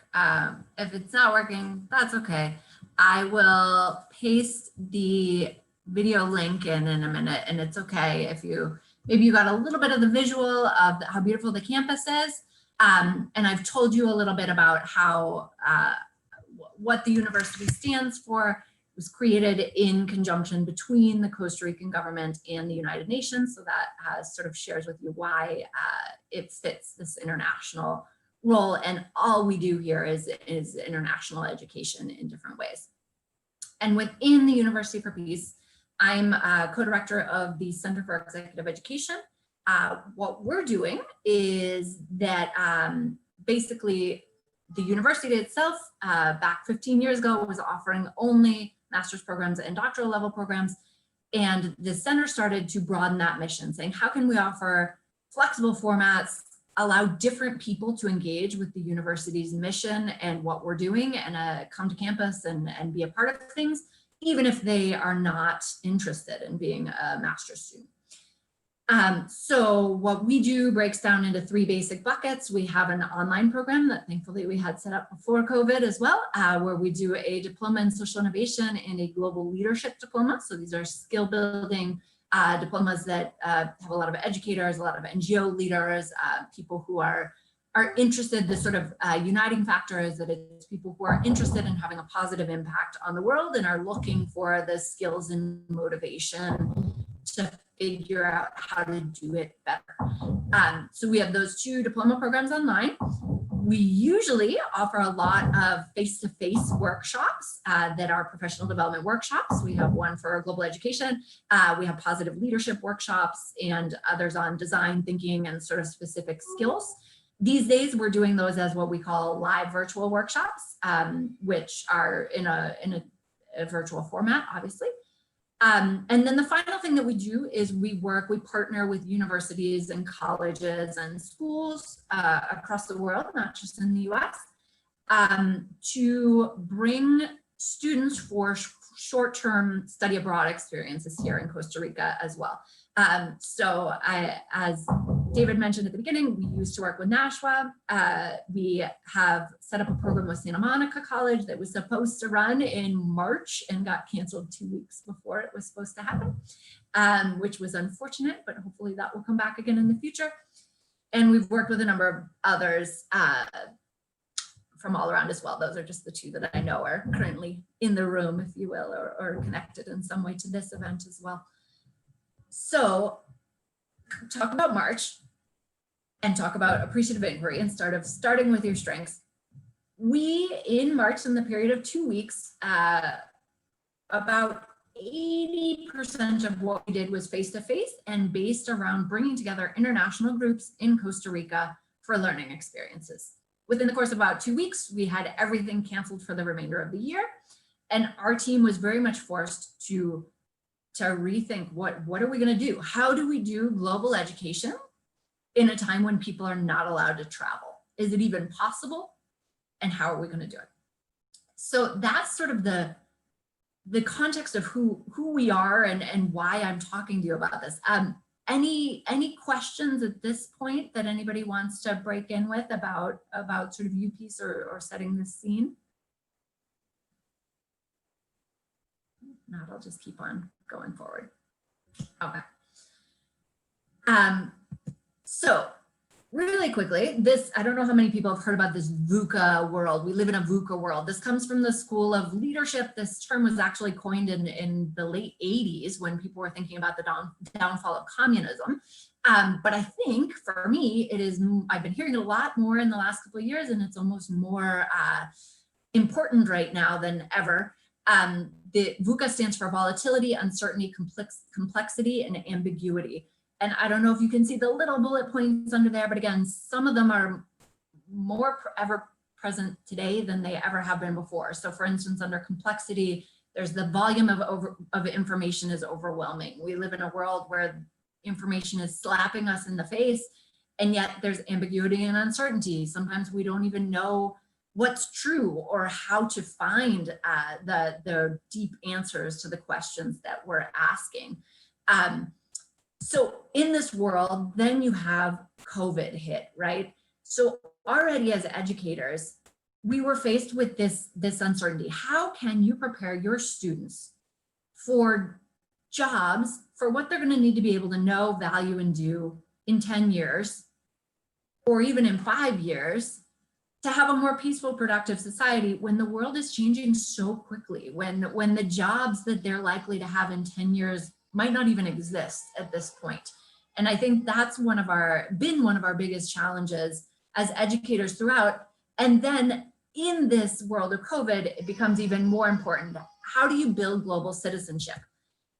Really quickly, this is from the World Economic Forum. They listed the top 10 skills that would be needed in 2022. You can see a number of these are things that deepen when one leaves one's context or gets these nuggets of global citizenship values and mindset, right? So even analytical thinking and innovation, being exposed to new ideas and different ways of doing things is proven to make you think more analytically about what's been your context that maybe you took for granted beforehand, right? Creativity, originality, innovation, those are born out of being exposed to different experiences and seeing different things. Emotional intelligence, having connections with people who are different to yourself is an obvious way to build empathy and build emotional intelligence, right? So you can see how a lot of these top skills come back to this field of global education and underline its importance, even though, yeah, a little more complicated today than it has been before. So this is going to get to the part that I've been leading up to, where I'd like you guys to think about your context. So I want to quickly introduce this idea of appreciative inquiry. Appreciative inquiry is born out of the School of Positive Psychology, which is, it's a strength-based approach. So basically it's looking at either, you can use it for navigating organizational change or for problem solving or confronting new situations. But the idea is that you start with discovery, looking at what's best, what's going well, dream about the future, what might be possible, how can I take what's going well and reproduce it in the future so that I have more of that. Design is obviously making it concrete. How can we make sure that this is actually going to happen? And then the destiny is how to make it stick. So this approach is based on a set of assumptions. In every cohort that you look at, something is going well, right? That's the general idea. And if you can start there, again, it starts with mindset. So what we focus on in the language we use creates our reality. And this goes back, I mean, look at studies about the use of placebos. If you believe that something positive can happen, you actually can have physical responses and see this happen. And it creates the reality around you. The act of asking questions influences the group in some way. So a quick reference here, imagine if you are working at an organization or in a school and there's a real morale problem. A deficit-based approach would be to send around a questionnaire, an email saying, you know, we've noticed that there's a real morale problem at this school. If everybody could tell me what they're struggling with, you know, you're going to get back an overwhelming amount of complaints. Everybody's going to kind of start focusing on that. Lunchtime conversations are going to be about what's really stinks about the university that you're working with or about your organization. Whereas if you send around an email saying, you know, we're trying to create a more positive atmosphere in this organization. If you could tell us the highlights from the past 6 months that have really gone well for you, we want to create more of those. Then it's both going to put people in this mindset of like, oh yeah, what went well, but it also gives you concrete things. You know, maybe they're going to say, I had the opportunity to have a professional development opportunity with different, or I had a great interaction with a colleague over an unexpected lunch, and can we have more things that bring us together as a team? It's going to give you concrete ideas to move forward. So number 4, what we carry forward should include the very best of the past. That's exactly what I'm talking about. How can we move this forward? And it's critical to value differences. So I think that one's important to bring out because it's not, potentially it's not implicit in the, or it is implicit in the framework, but potentially you wouldn't see it at the very start. But this whole framework is built around valuing that not everybody's going to have the same opinion. And the more we talk about it and get those ideas out there, the more we can come up with an inclusive solution to whatever's going on. So that's our quick what is appreciative inquiry, which honestly, you can take a month-long course on appreciative inquiry. So this is a bit simplistic, but that's almost the beauty of it. We use this with almost all of our processes at UPeace because you can design everything with this, looking at what's gone well and how we can do more of it. And it really changes the conversation. So we good on appreciative inquiry? Any questions about this? Because I'm going to ask you guys to use it next. Nope. Okay. All right. So how can we make global citizens without travel? This is sort of at the heart of this. how can we build these values and these skills? How can we expose students to different situations, have them make connections with people who are different, and understand that this world is increasingly interconnected. And potentially this is the part I haven't talked about yet, but I think we all know it, we all feel it. If COVID didn't underline it, then nothing ever will, right? Our world depends on all of us working together, and what happens in New Zealand matters in the United States, and what happens in China matters in the United States. And we all need our students to understand that too, right? So this is the base question that we're looking at. So Julie, you want to set up rooms again, or you want to do that collectively? Yes, I want to set up rooms. So what I'm going to do before we break out is I want you guys to think from this strengths-based approach. So what I was thinking, I can't see exactly how many people are here right now. 21. They're 21. Okay, great. I don't think that includes me. So it includes everyone else but me because I'm the host. Okay. Now it's 20. No, okay, there we go.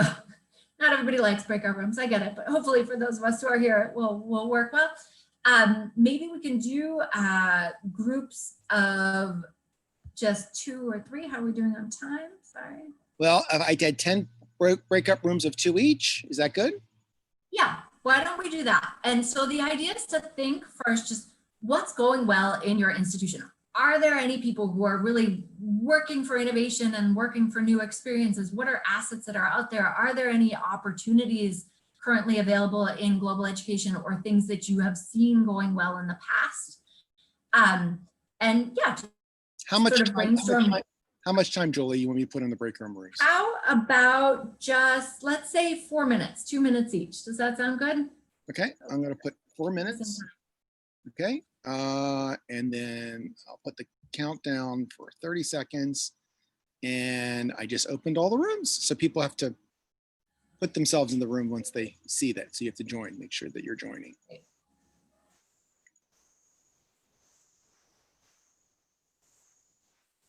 And I use appreciative inquiry all the time, I must tell you.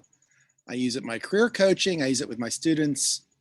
I think when I say AI, people think artificial intelligence. I say, no, no, no. I'm talking about appreciative inquiry.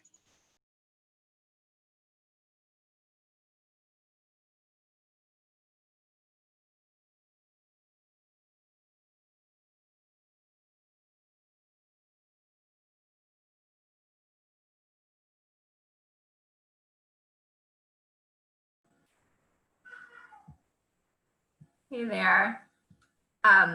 So that may have felt short to you guys. That felt pretty short to me, but hopefully not too much. Sorry, I don't know why this started back further in my program, but sorry, let me just open this up. There we go.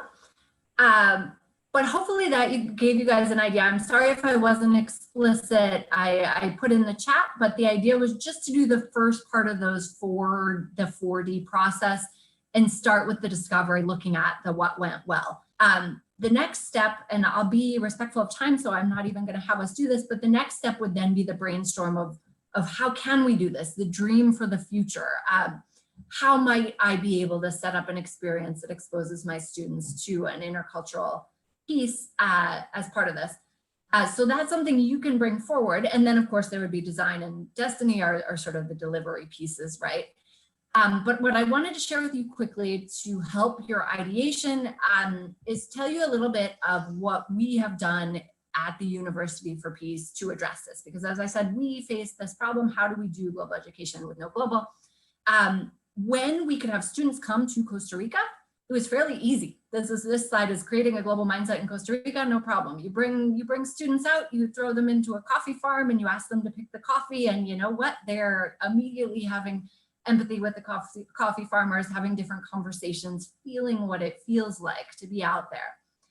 When I first heard about the idea of virtual global education or virtual study abroad, I was the biggest skeptic. I was not willing to accept it for a number of months. And I started to get myself trying to wrap my head around the idea. I started going to different conferences and joining all the conversations I could that were going on about this. And what flipped me were two pieces. In one conversation I attended, I had somebody say to me, think about travel documentaries, think about documentaries in general and how impactful and potent the learning experience can be. Then imagine that those were live and you were allowed to have conversations with the main actors in the film. That really helped me understood how you could have a really in-depth learning experience about global education and set as almost a study abroad opportunity without leaving home, and that it could actually mean something. And then the second piece that drew me over was access. Everybody in this field right now is talking about access. Doing this virtually, it brings down the price, number one. So anybody who was held back by that in the past, it makes it incredibly more accessible in that way. But there are also large populations that just don't do study abroad for one reason or another, right? There are demographic populations that are historically not prone to doing study abroad. There are certain fields of study that don't tend towards study abroad. Maybe they have a really heavy load of required courses. There are demographics in terms of like people who have families. It's much more difficult to get away and actually study abroad. By breaking this into a virtual experience, you're suddenly opening the door for an almost intermediary step where, yeah, it's not the same as going to Costa Rica, and that's just a fact. But you can still open up these channels and these new thoughts around global education for people from the comfort of their home in a way that they might not have been able to access if they weren't available virtually. So that changed around my thinking. At UPeace, we've come up with 3 different ways that we're engaging with this that I would encourage you guys to think about as you think about your classrooms and how an introduction to something global might deepen the learning for your students. Number 1, we're doing what we're calling international deep dives. So this is just, it's one class. It's saying, you know, I teach about arts. I'm going to put in one segment that is global in scope, where it's not just me talking about art in a different context, but us actually going and living it. So what does this look like? Coming up with, of course, the readings, the materials that you always would for a class, but then having a connection in another country. And so we do this in Costa Rica with our partners, but any connection you have could try to help set this up. Where maybe there's a pre-recorded piece if, you know, there are some things that are easier or cleaner to do asynchronously. So for instance, when we do this with a coffee farm, we've gone out and we've recorded the coffee farm tour and the farmer walking around and what it all looks like, so they can watch that in a 20-25 minute segment before they ever come to class and think about their questions, and they've read about what that means, but then they have a live conversation with the farmer. So we've done this, we've done this with a coffee farmer for it was actually a global health class, and they were looking at the side of organics and the health implications of agrochemicals in farming. But they got to have this experience where they did their homework beforehand. They watched the video of the guy we were going to talk to sharing his farm. And then they actually had a conversation with him. So in just one class period, they were able to really dive in and get going. The second one we've done is just taking that and expanding it a little bit more. So can you set up different modules within a semester-long course? We've done this with an ecotourism class where they used Costa Rica as sort of their case study throughout their curriculum. And we had 4 different modules where we came in and shared, again, talking with somebody, looking at what it looked like, and then having the readings and materials. And then the final one is a much more in-depth experience where we are actually doing these short-term virtual study abroad programs. They don't look the same as when you're here in Costa Rica, but you can take a week and you can take an hour and a half in the morning and an hour and a half in the afternoon, and you can dive into a subject. So this is one we're actually doing in 2 weeks with the Chicago School of Professional Psychology for Global Health. But they're having talks from leaders in the field here in Costa Rica. They're learning about how indigenous approaches to global or to health. They're talking with vulnerable communities and NGOs working there. They're talking about the effects of COVID. But we're also putting in more culture-based things. So for instance, we are going to have a cooking class where we're going to go to a local soda, they call it here, which is like a family-owned restaurant, and the students will have ingredients at their home and they'll actually try cooking a Costa Rican dish. So what I hope you'll take away from this today, obviously it's trying to squeeze a lot in, and I don't know if it sparked any ideas, but what I'm hoping everyone walks away with is the idea that global education is important, that we are in this interconnected world, and to have a more peaceful, prosperous society, we need to build empathy. We need to understand how we fit into the global context. And that's true in every single subject matter out there. As far as I'm concerned, there's a space for understanding how it interacts with the world and taking it out of the silo from at home. And that this is doable even in an age when we can't leave home, and maybe in some ways it's even more doable. So I will put up, this is who I am. I would be happy and love to connect with any of you. We do, you know, if this sparked in anybody the urge to do a short-term faculty-led study abroad program here in Costa Rica, and this is all over, awesome. I would love to brainstorm with anybody who wants to try to figure out how to put stuff virtually into their classrooms. This is just what I'm passionate and excited about. And I know we are. Well, we've got a few minutes. Let's take some questions, Julia. I think we can. I was going to say, we're up against time. So let's go 3 or 4 minutes, see if people have questions. So just go ahead and open your mics. It seems to have been working before that way.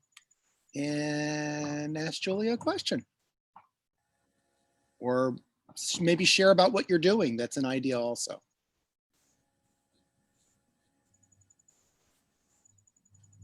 Anyone? Julia, I was going to ask you that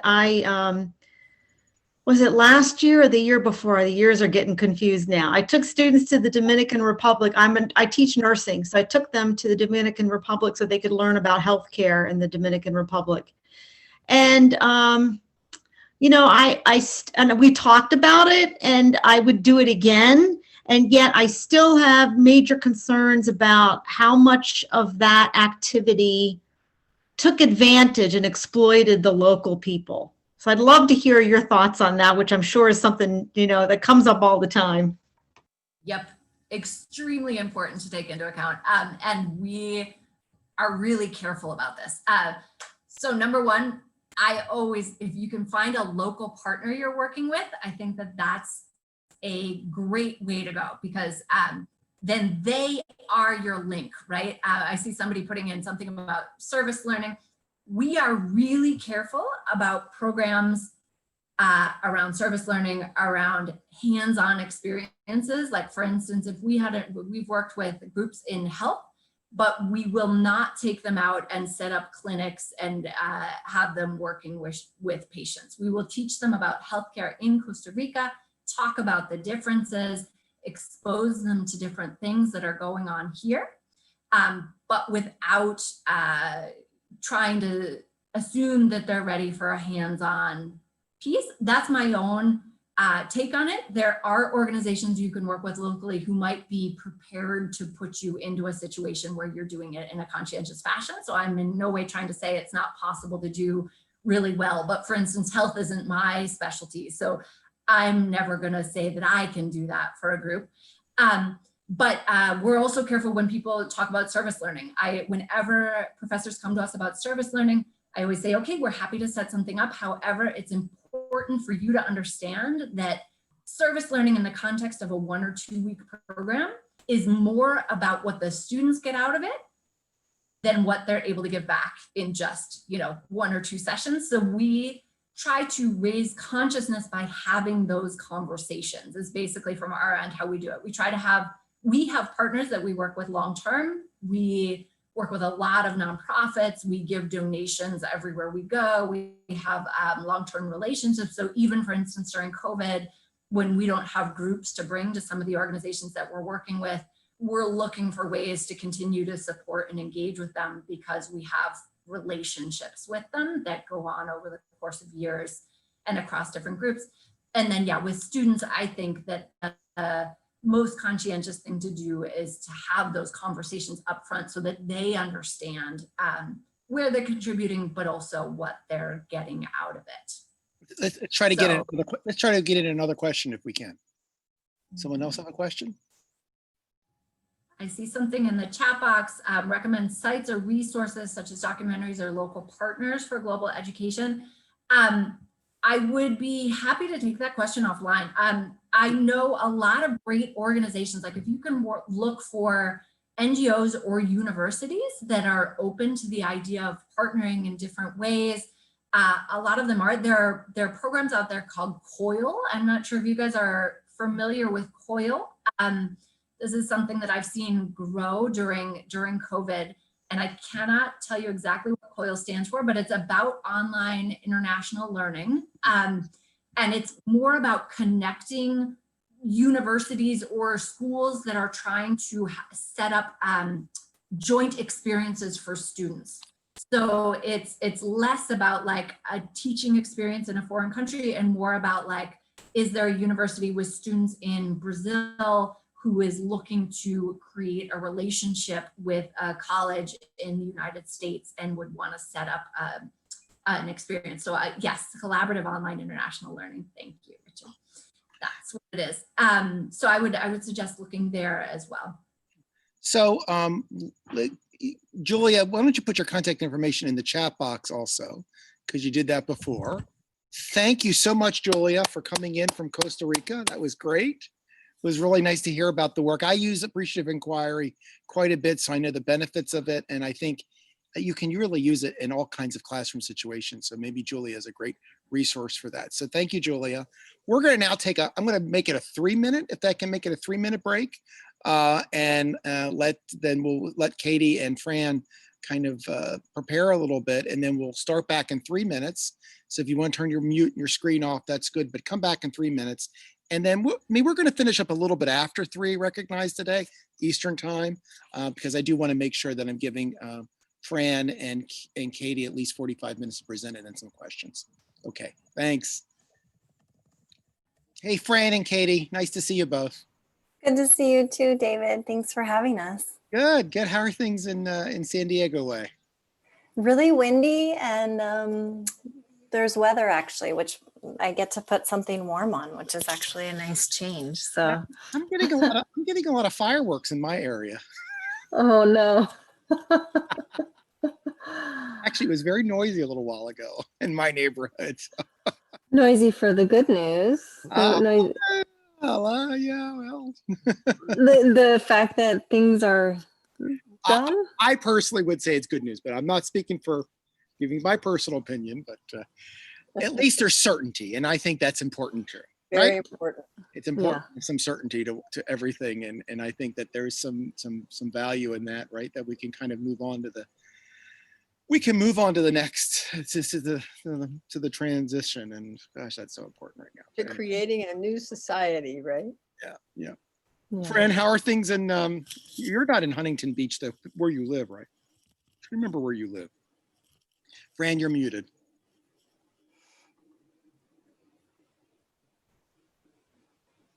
I don't know if she let's Yeah, see. Okay. Sorry about that. Well, I don't know you. I know you don't live in Huntington Beach. I know. No, I'm in the Irvine, so I was very close to fires. So yeah, it was about like 2 streets away from me that it was mandatory evacuation. Oh wow! And a lot of people in my neighborhood, they evacuated because they read the map wrongly because it was so close. Mm-hmm. So they misread the map and they left, or they felt the air was horrible. It took quite a few days for the air to, even until like a few days ago. Even in Santa Monica, it was worse from those fires than from the ones up north. Yeah. The air quality. Yeah, we have a lot of Californians in the room right now. It's Oh. really busy. San Diego, LA area, Santa Monica. So it's a lot of things. So I think we're probably all back or coming back. So I'm going to start real gently and welcome Katie Zanoni and Fran Faraz, who I've both known them both for years. And Katie actually contributed to the book that I did on careers, which I'll probably talk about at the end. Actually, Katie and I go back at least 10 years. I think we met each other way back when she was you were working at San Diego City College before you went into the EDD program at San Francisco, right? Right. So she got her EDD at University of San Francisco. Was it peace education? Was that what it was? Is that? It's international and multicultural education with an emphasis in human rights education. Okay. Yeah, human rights education. That was that Human Rights Institute that was it the Stanford thing?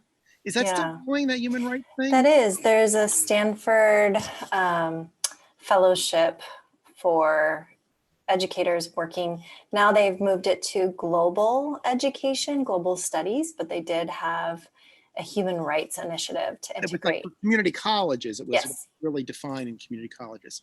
So anyhow, so I've known Katie for quite a bit of time. And then of course I've known Fran for probably as much time.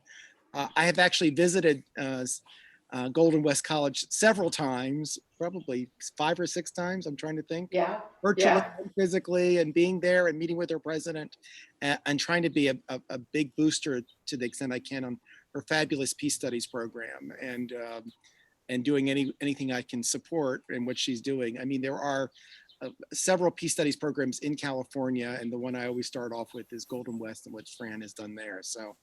I am, and Fran's background is she's a political scientist and historian, but she's got this peace program, and she's got this great conference every year too. And you did it this year virtual, right? You did it this year just the same. We did, and our numbers were off the chart. Actually, we thought, and it was really successful, and it went well. And so we did the International Day of Peace as well. So now that we had that experience behind, so then we got really gutsy and we did the International Day of Peace as well, and that went really well. So I think that says that if you're open, like Julia was talking about, as you're open, actually this has its own value and this has its own opportunity. And my friends from Peru and around the world joined both events. So which in the past they would always want to kind of be part of it, but they couldn't, or my friends from around the world, they could be part of it, both events. And so this has its own values. We still have to defy the strictures of time zones. So if we can get around that issue, then we'll really have it done. I was telling before, I'm doing a program at the Matsunaga Institute in Hawaii in 2 weeks. And so it's 12 noon Hawaii time, 5 p.m. Eastern time. But they were trying to get people in Australia in the program, and they realized you couldn't get Australians unless they had me do my presentation at 11 p.m. So we're still not quite getting it, but we're getting in the right direction. Anyhow, I've said enough. Fran and Katie, I'll leave it off to you. If you need me to do breakout rooms, let me know. I can do that pretty easily on my end. Think about 2:10 is kind of my time, kind of finishing up and then taking questions after that, or taking questions before then, however it works for the two of you. So thank you. Okay. Go for it, Katie. Okay. So thank you everyone for being with us today. And the impetus for this session actually happened between a conversation between David, myself, and Fran around the need to really co-create a virtual community and a space on this virtual platform that we are now forced to use for better or worse. And we're talking about difficult topics, and we as educators, the folks in this room, are likely embedded in the pedagogy and practice within the classroom, but this has been a bit of a stretch to bring that on this virtual platform. So that's why we're here today, and we're looking forward. This is going to be an interactive session. And Fran, if you wouldn't mind advancing the slide. We will be doing a few things. With our time, we'll go through just a few presencing exercises to create what we believe to be a sacred space in this Zoomscape world that we're living in. So culture as we know it is what we create of it. And so how can we create this culture collectively? So we will model and share some of those practices. And then we will each share, Fran will discuss strategies to humanize our online faculty-student relationships. I will share reflective pedagogy and co-creating community. And then we'll do some breakout rooms to hear what you are doing, and we'll come back and share. So I know just if we'd like to advance to the next slide, please. I know we're all coming from different spaces, and to acknowledge the land in which we are on, I'd like to share a land acknowledgement to honor the Kumeyaay people, past, present, and future here in San Diego, California. And as I read the land acknowledgement, I'll invite you all to stand, since we've been, I think, sitting for a while. So if you'd like to, you can, or if you'd like to sit, that's fine as well. And just firmly place our feet on the ground. And I have dropped a note in the chat to, at your own time, you can find the land on which you stand upon with this link. But just in honor of the Kumeyaay people, I'll read the following. For millennia, the Kumeyaay people have been a part of this land. This land has nourished, healed, protected, and embraced them for many generations in a relationship of balance and harmony. As members of San Diego in the community, we acknowledge this legacy. We promote this balance. We find inspiration from this land, the land of the Kumeyaay. So thank you for sharing and that honoring, and I will invite you to share this link with your students if you'd like to also acknowledge the land on which we all stand upon. And so with that, I'll pass it on to you, Fran. Awesome. I have realized that actually it takes me, we may not go through the entire experience here, because it takes me about good 10 minutes to create some kind of a connection between the students right in the beginning. I realized that, you know, when we just kind of go directly to kind of like, you know, put the slides on and talk to them, you know, realizing that this is not something that they really wanted to do. This is not something that the way they wanted to learn.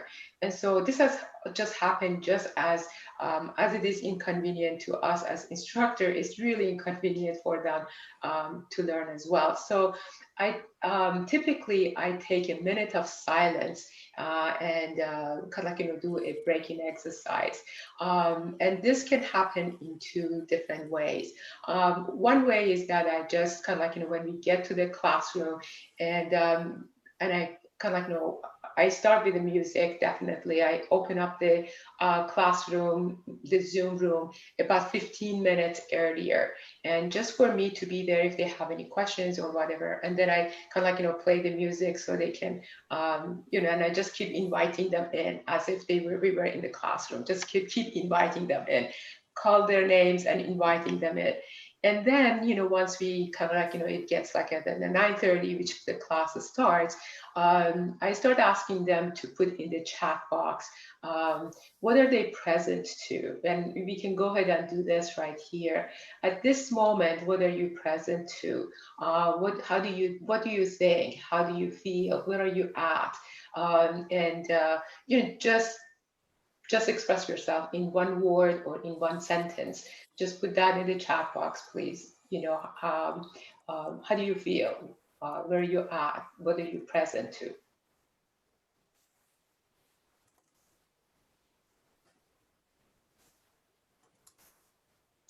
And if you could, that would be awesome. If you guys could put that in the chat box. Great, joyful, tired, but hopeful.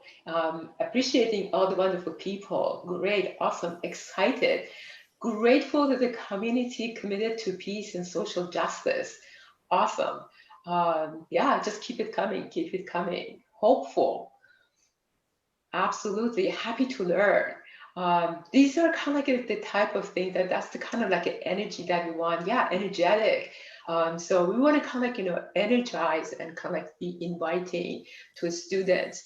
And then once kind of a lot of times, particularly in the beginning of the semester, which they were, the comments would come in as afraid, overwhelmed, exhausted, not certain, and all of that. I would just completely acknowledge that's what it is.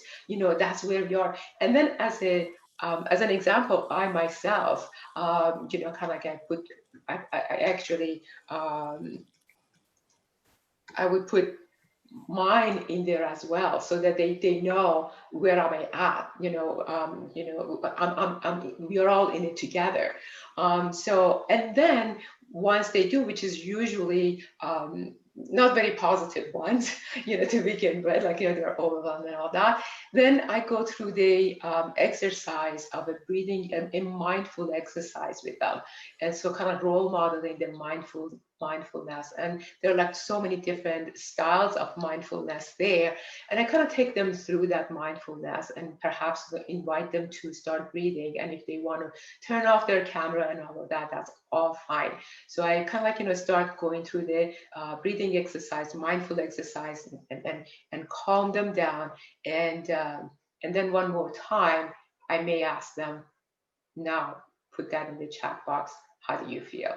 And so by then we are grounded, we are connected, and so we feel more connected with each other and more grounded. And then I start the class. So by then we are feeling completely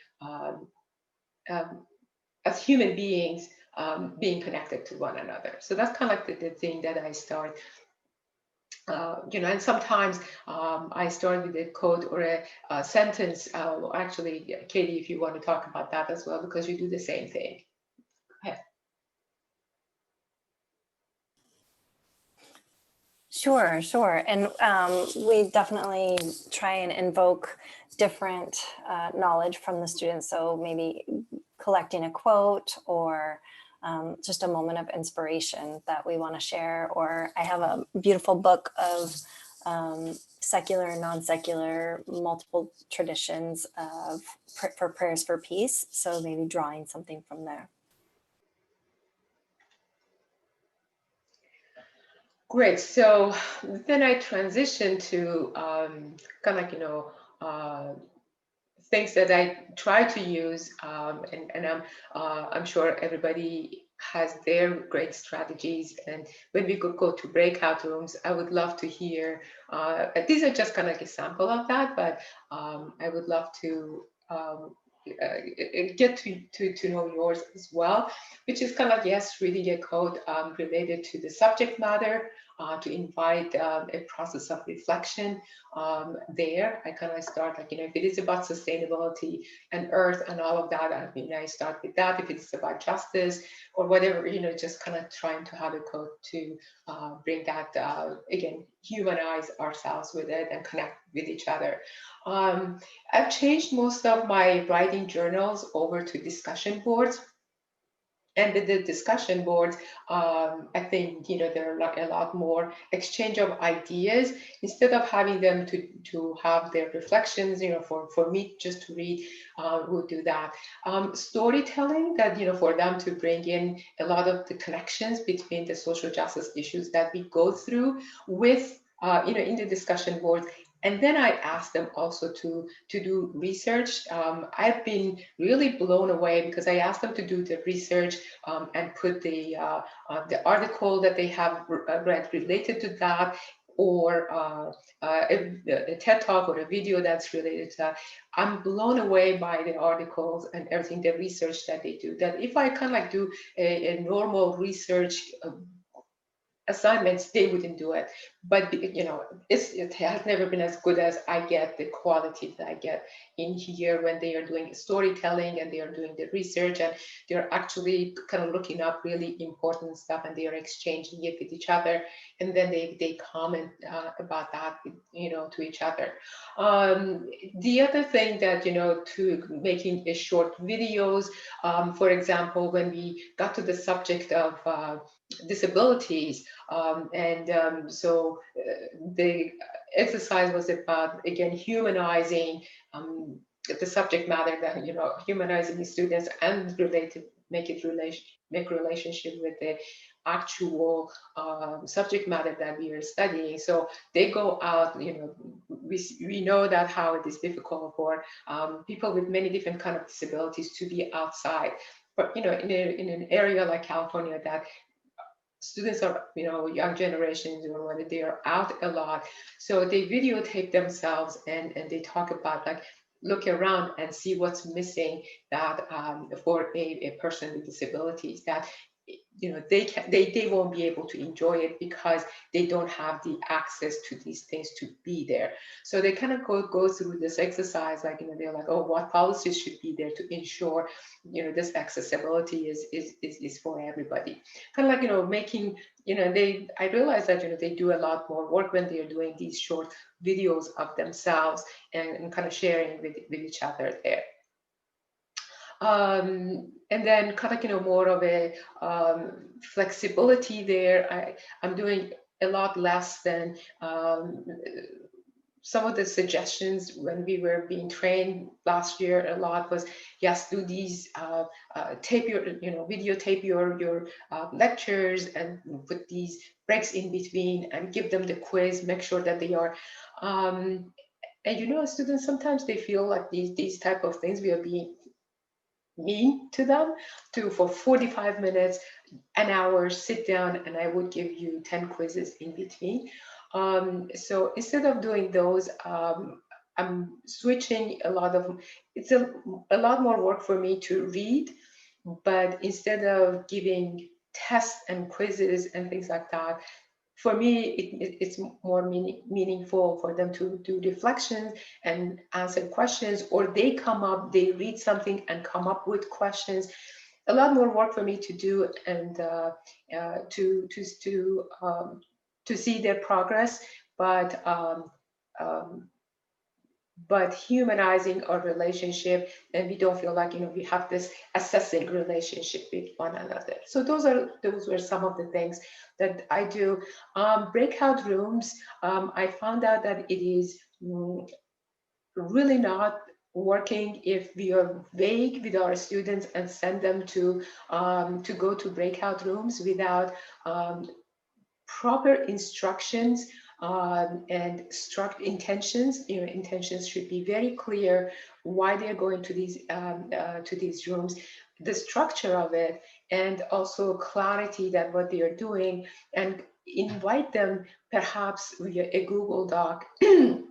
Once I tell them what they need to do, to go in there and actually kind of create with a Google Doc, create a presentation, so when they come back, they can report back on it, and they will, you know, so they have a lot more clarity of what they are going to be doing in these rooms, rather than just kind of sitting there, and some of them may or may not participate, or have their webcam off, and it would become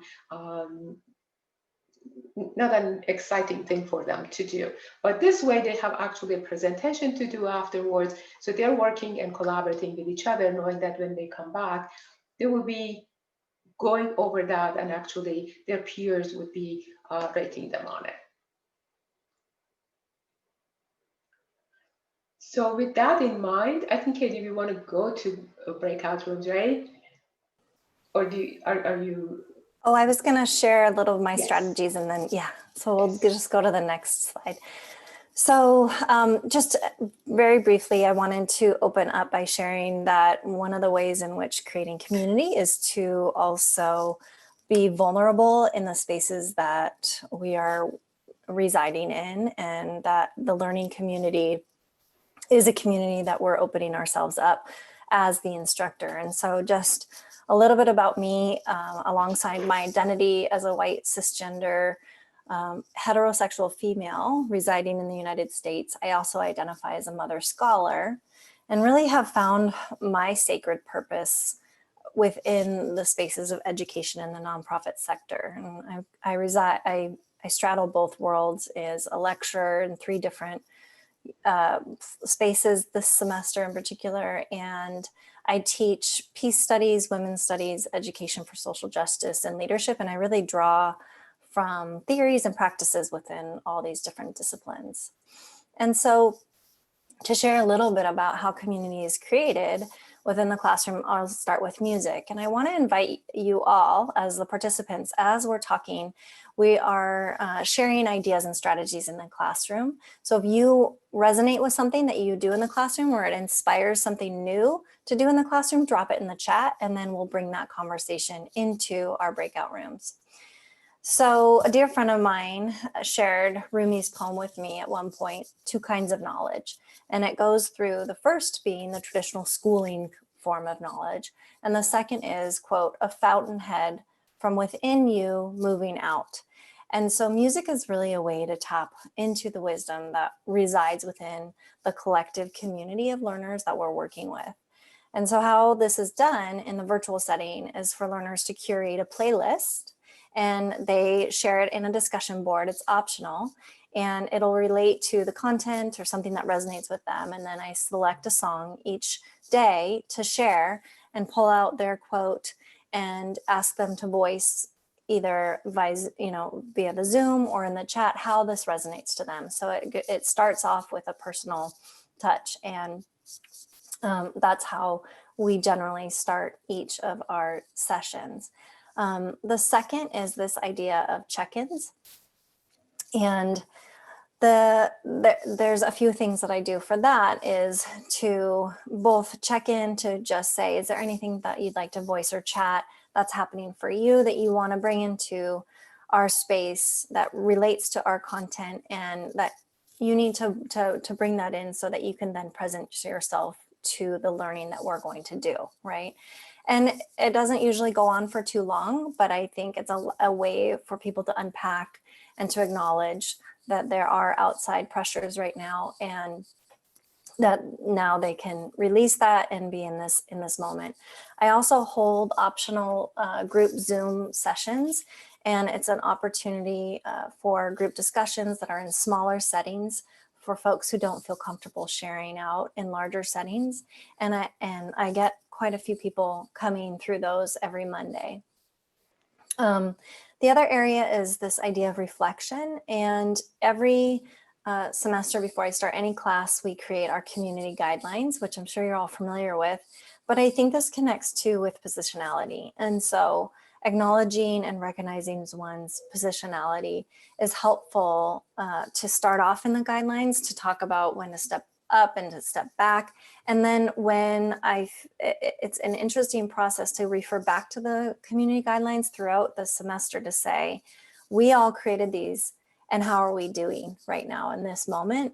Are there voices we're hearing more of or less of? And how can we invoke a welcoming space for all those voices to come together?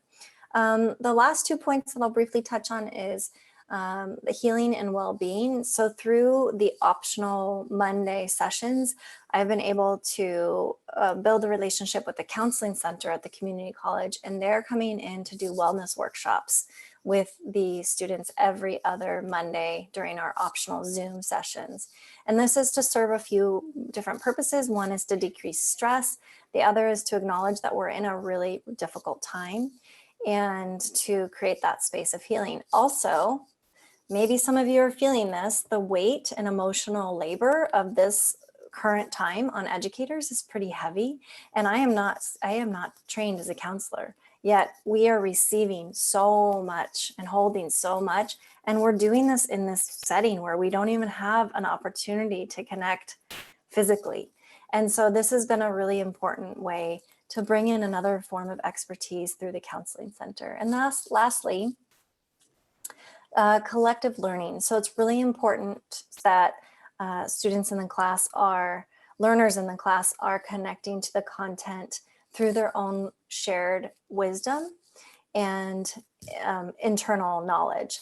And so doing that by inviting them to present different ideas for content or guest speakers to bring, or adding to the agenda something that they would like. And then also through the assignments, making sure that through the assignments, they're able to connect to something that really resonates with them. And I can speak more to that if we have more time. But those are some ways in co-creating this space. And so we'll go to the next slide, which just has a very brief quote. I And think then there's we'll a open question, up. Katie, on positionality. If you could address that, that'd be awesome. Sure.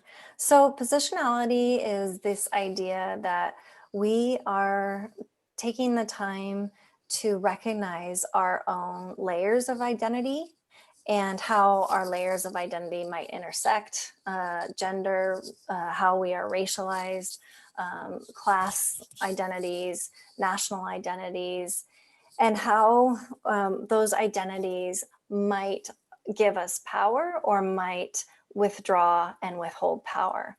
And then understand how those identities interact and how power interacts within those identities in the spaces we occupy and within the people and the communities that we are residing within. And so acknowledging my positionality and the power that I might hold can act to then leverage that power and step back when I need to, or try and give space to others who might be being pushed into the margins based on whatever the dynamics of the group might be. And so it's a way to understand the roles in which we play in groups and as individuals in society. Fran, do you want to add to any of that? You explained that perfectly. Okay. Yes. So if we're all here together, we are really committed to this transformational education idea. And just to ground us as we move into our breakout rooms, I'll read this quote by Mark Nepo. Transformational education is understood as educating the whole person by integrating the inner and outer life, by actualizing individual and global awakening, and by participating in compassionate communities. It has become a quiet but sturdy movement that encourages the recovery and development of the Academy as a liberating and capacity building environment. So we can go to the breakout. Oh yeah, so Katie, how many breakout rooms do you want? Oh, we have 5 people. 16. Well, I think with 16 participants, maybe we do 4 groups. Okay. 15, 4 groups might be nice. And then maybe we'll have time to share out. Okay, so, okay, let me, Okay, again, so when we are going to these breakout rooms, it is with some ideas that how this is gonna be working. So we have arranged for some Google Docs here that kind of has specific questions. If you, Katie just also put the link in there, I'm gonna open it up. If you don't mind. We're down to 13, so tell me again how many rooms? We can do 4 rooms. 4. Okay, okay, I'm gonna do it automatically, okay. All right. And then grab that link to the Google Doc and you can use that to guide your session together. We'll go for maybe 6 minutes. Okay, I'll put a timer in for 6 minutes. Welcome back, everyone. Ironically, we were just closing out our conversation just with the sense of moving through Zoom in these different ways to be teleported back very quickly and abruptly. And so, just also presencing ourselves to what that feels like in our body and how that might feel for our students right now. Like, oh, I was in mid-sentence, and then empathizing with that, right? That's part of the humanizing process. We'd love to hear what came out of your groups. Any thoughts you'd like to voice or chat? If I could call out, you're not going to love me for this, Paul, but Paul Chapman was just telling us how they have a practice daily of developing a peace plan. And he got cut off mid-sentence, but I'm pretty sure everybody that was still in our group was really loving what he said. I wrote down a quote there, Paul, but I know you could probably say it better. Sure. So honestly, this is something that I learned from my mom, of all people. She had a daily peace practice growing up, and you know, I won't go into detail about it, but basically it's helping students develop a practice that nurtures the better parts of their humanity. And I know a lot of people have a gratitude practice every day. They say what they're thankful for, but you could say, you know, you could add a compassion practice, you can add a trust practice. I mean, there's so many things that you can do, but I just, when I think of that, I get reminded of, because I teach a 20th century humanities class in addition to our peace studies, but just studies that were done on rescuers during the Holocaust. And it's one of the things that a lot of people said. It's because we do this type of thing every day. We think about who our neighbors are. We think about how to treat people, you know, how to be respectful to people, no matter what religion or, you know, political background they're from, those types of things. So I just did a workshop with students on how to develop a daily peace practice. And, you know, people are already doing a lot of these things already. It's just thinking about the values that are attached to them and you know, being consistent with it. Journaling is a daily peace practice. I've been doing that for almost 25 years, you know, so that's the idea. Thanks, Paul. And it's surprising sometimes to ask a class. I had a class of maybe 10, 12 grad students, I think it was 10, and asked them, do they have any reflective practices that they do regularly? And they all said no. So, you know, we might just be reminded to ask our class, where are you starting with this daily practice? Thank you for that, Paul.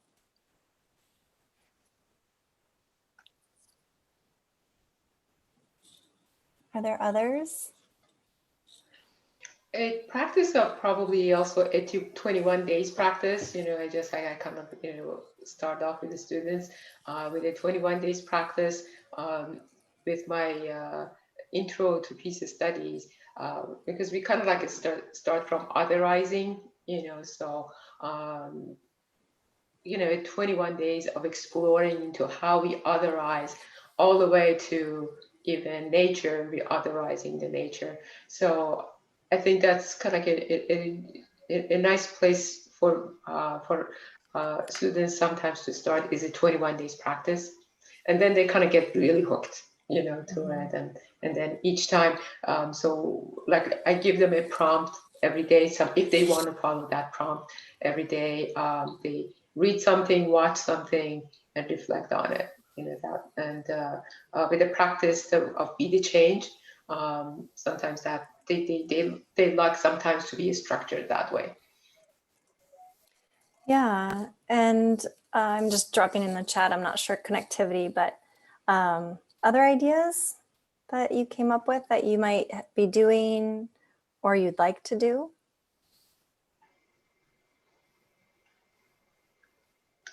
To create community?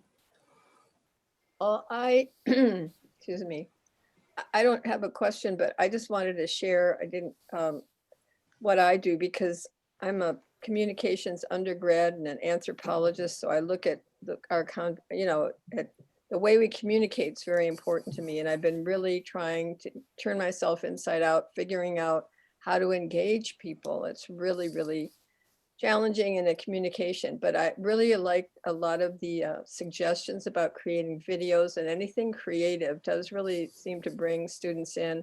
I had a bring your pet to class day. That was a big success. That was, you know, that was a good icebreaker. And then every class, I already said this before, but before every class, I have 15 minutes optional time when we do Qigong and, you know, and breathing, and I read them inspiration every day. But I'm a big fan of chat rooms. And even though you have to give them clear direction, I put them in permanent chats, and then you can make the breakout rooms the same as your Canvas rooms. And then they have a team of people that they work with so that they're helping each other, because most of the assignments we do, I don't give tests. No more midterms or finals. It doesn't work. But like Fran said, I mean, the creative ideas, that's what you need them to reflect on, because they're not getting this from being on Zoom. They're not reflecting.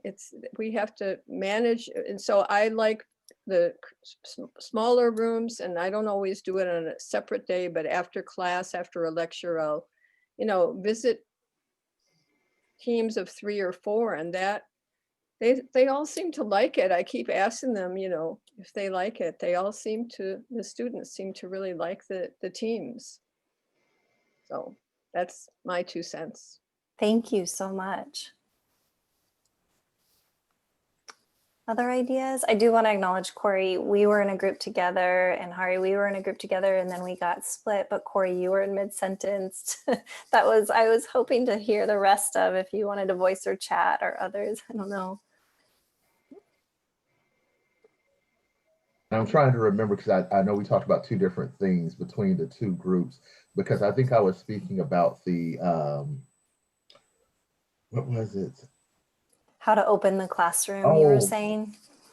Yes, like kind of doing the like a wellness check or something at the beginning of the classroom period, just because, myself, I find it a little bit, awkward, a little uncomfortable getting started in a Zoom session. It's not like when I walk into my classroom and I'm like, ta-da, I'm here.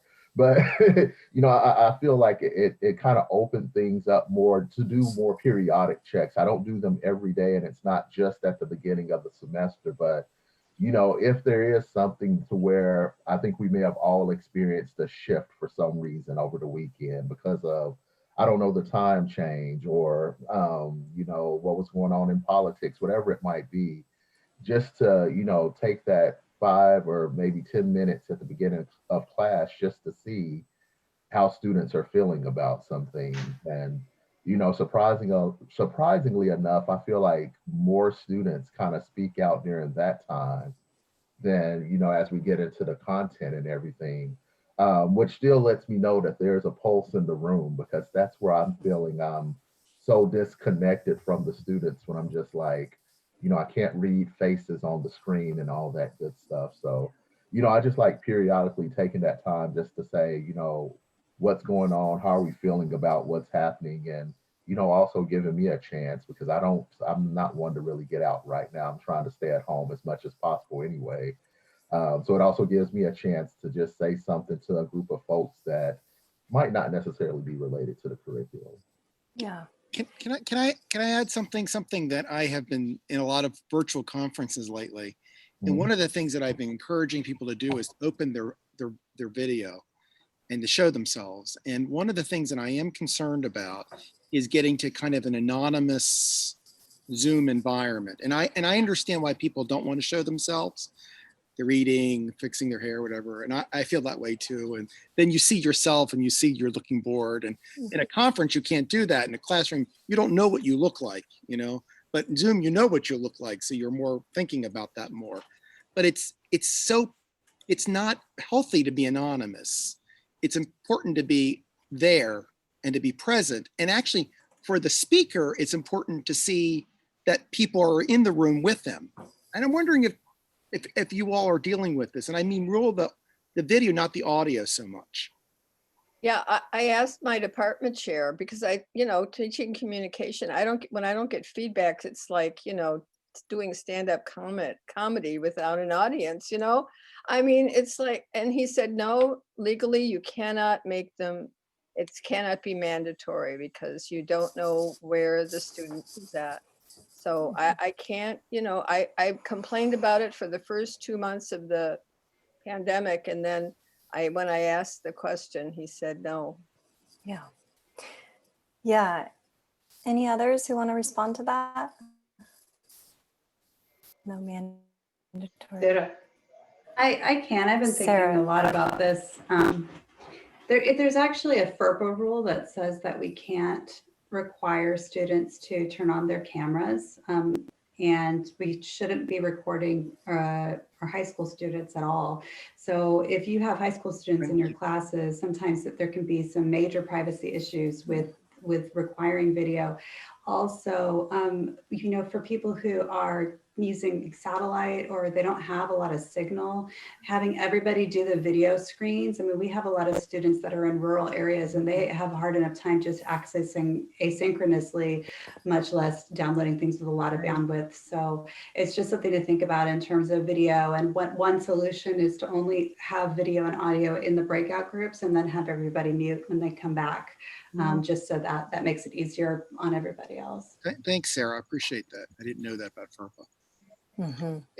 Yeah, you know, we constantly get clear communication from the president's office and the district.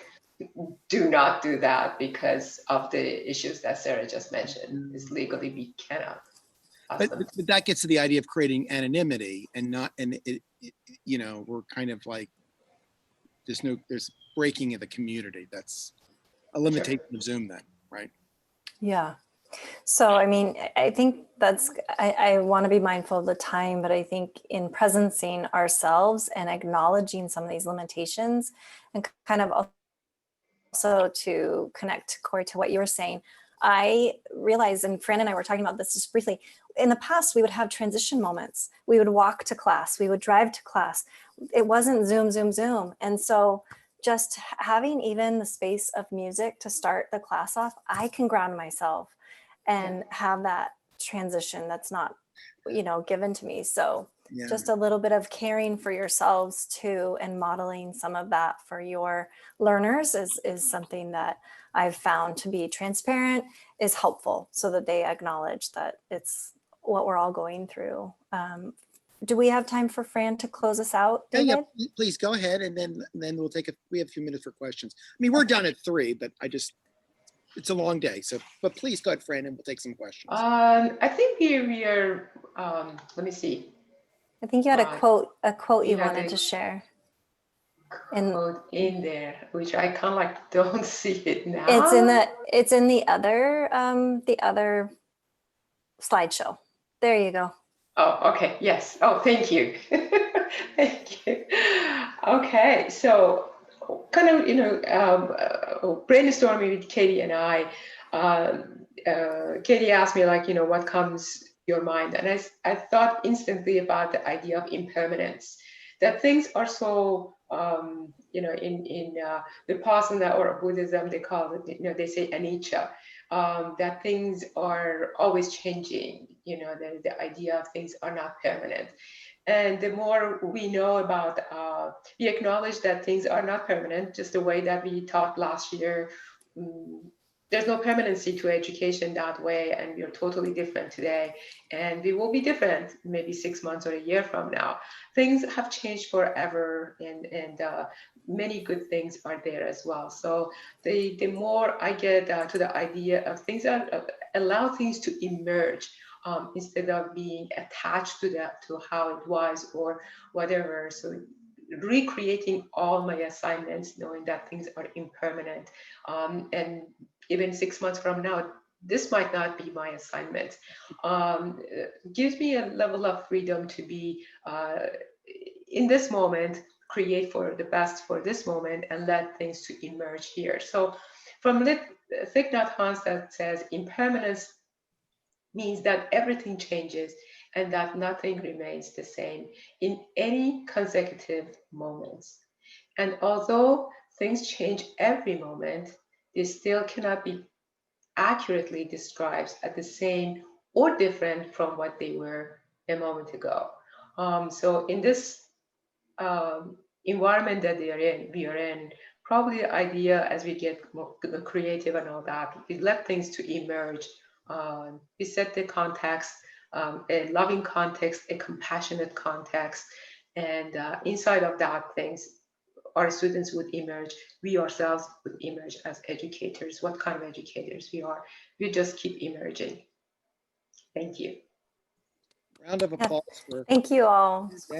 Honor to be here. Let's do a few questions. If people have questions, just go ahead and we're small groups and put it in. I have a question. Go ahead, Suzanne. Just on that, I'm really intrigued by the positionality, and you gave me such a beautiful definition on that. but where would I go to read more about that? Because, you know, I'm in a course that's more academic and more structured, but obviously with systemic racism, somehow bringing in questions about positionality would be a soft way to help them start looking at hard questions, the way you defined it. But the term was brand new to me today. Yeah, I'd love to hear others, because this is an area of passion. I know the group has a lot, but to start, I would maybe look towards critical race theory. Crenshaw comes to mind. And then I also draw a lot on the ideas of transnational feminist networks. And so post-colonial feminism in terms of solidarity. Richa Nagar, Najargar, is beautiful work around positionality and solidarity. But definitely another piece I think is around agency. So I keep hearing this quote that's in the last few days that's in different iterations, and it's someone just shared it: before you meet a person in this world, meet the person inside. And so positionality is a lot about this self-work, right? And so others that want to share on building on critical race theory, agency. Oh, the one that I was going to ask or offer is Monisha Bajaj has a beautiful piece on transformational agency. So then acknowledging positionality of one in self, and then creating coalitional agency so that we are aligning in solidarity with others to support social justice, human rights, and peace studies. Other Would thoughts? you be able to put some of those names in the chat for me? Yeah. Because I really couldn't get them down that quick. And that last one on coalition sounded really useful. Do you want me in the context of structure? Yeah. And Katie has everybody, and Fran's got everybody's email too. You all have each other's email at this point. So. Is there a way for me to pull that together, David, and send it out to the group? Why don't you do Okay. that? You can Okay. send an email, you can send it to me as a document. You know, we'll make it as easy for you as possible. So any other questions for Plus getting her getting the PowerPoints with Fran. Yep. And Sure, no problem. That's No problem. wonderful. Thank you. Both of them, I can send you both the this one and also like the sample of the Google Doc that, you know, when you send your students there and say, well. Beautiful. Thank you so much. It was really lovely. No problem. Thank you.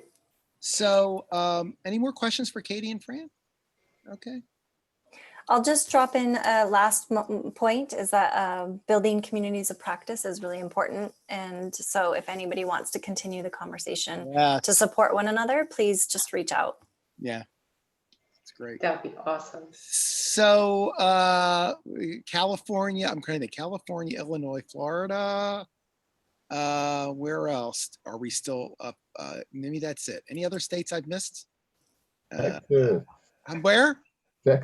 Texas, Maryland. So, you know, even at the end, we're still from the four corners of the country. Isn't that just wonderful, right? So just to let you know that Norway, oh yeah. Sarah's in Norway, I forgot, thank you.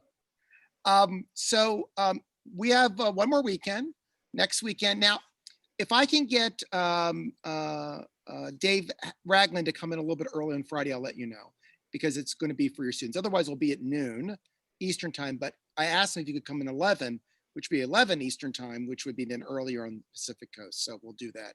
Next week on Friday, we have the Pulitzer Center and we have the State Department. And then in the afternoon, we have the New Jersey Institute for Social Justice. And then the last session will be just us talking. And what would really be useful if this week you start sending me things you'd like to talk about in that last hour, an hour and a half, and then we could just do it in a freewheeling, or we could do it in a more facilitative way. I can just pose one question at a time. If you want to facilitate a question, maybe we could do that. I'm kind of willing to kind of take it anywhere we want to. I just want to kind of leave that open. You know, you can only cover so much in this environment, but it's good to have the chat, you know. The chat's more important than the agreement, as Eldridge Garrett, who said that? Cleaver, yeah, Eldridge Cleaver said, you know, you've got to have the chat, not the agreement all the time. So anything, and then I will email you all on Monday or Tuesday about the State Department. Try to get your students. If you don't have students, Catherine will send you the link, let them know, get them registered so that I can assign roles so that can go. So that'll be, we'll really be doing things in a very interactive way then. So any questions, any final questions anybody wants to add, put out there? No? All right. I will see you then all on Friday. Have a wonderful week. Have a wonderful weekend. It's beautiful here in Washington. It's about 70 degrees. I don't know where it is you are. I know those of you in Florida are getting some rain this weekend. So I hope there's a hurricane coming, at least to South Florida. Suzanne, I don't think it's going as far as St. Petersburg. Maybe not. I don't know.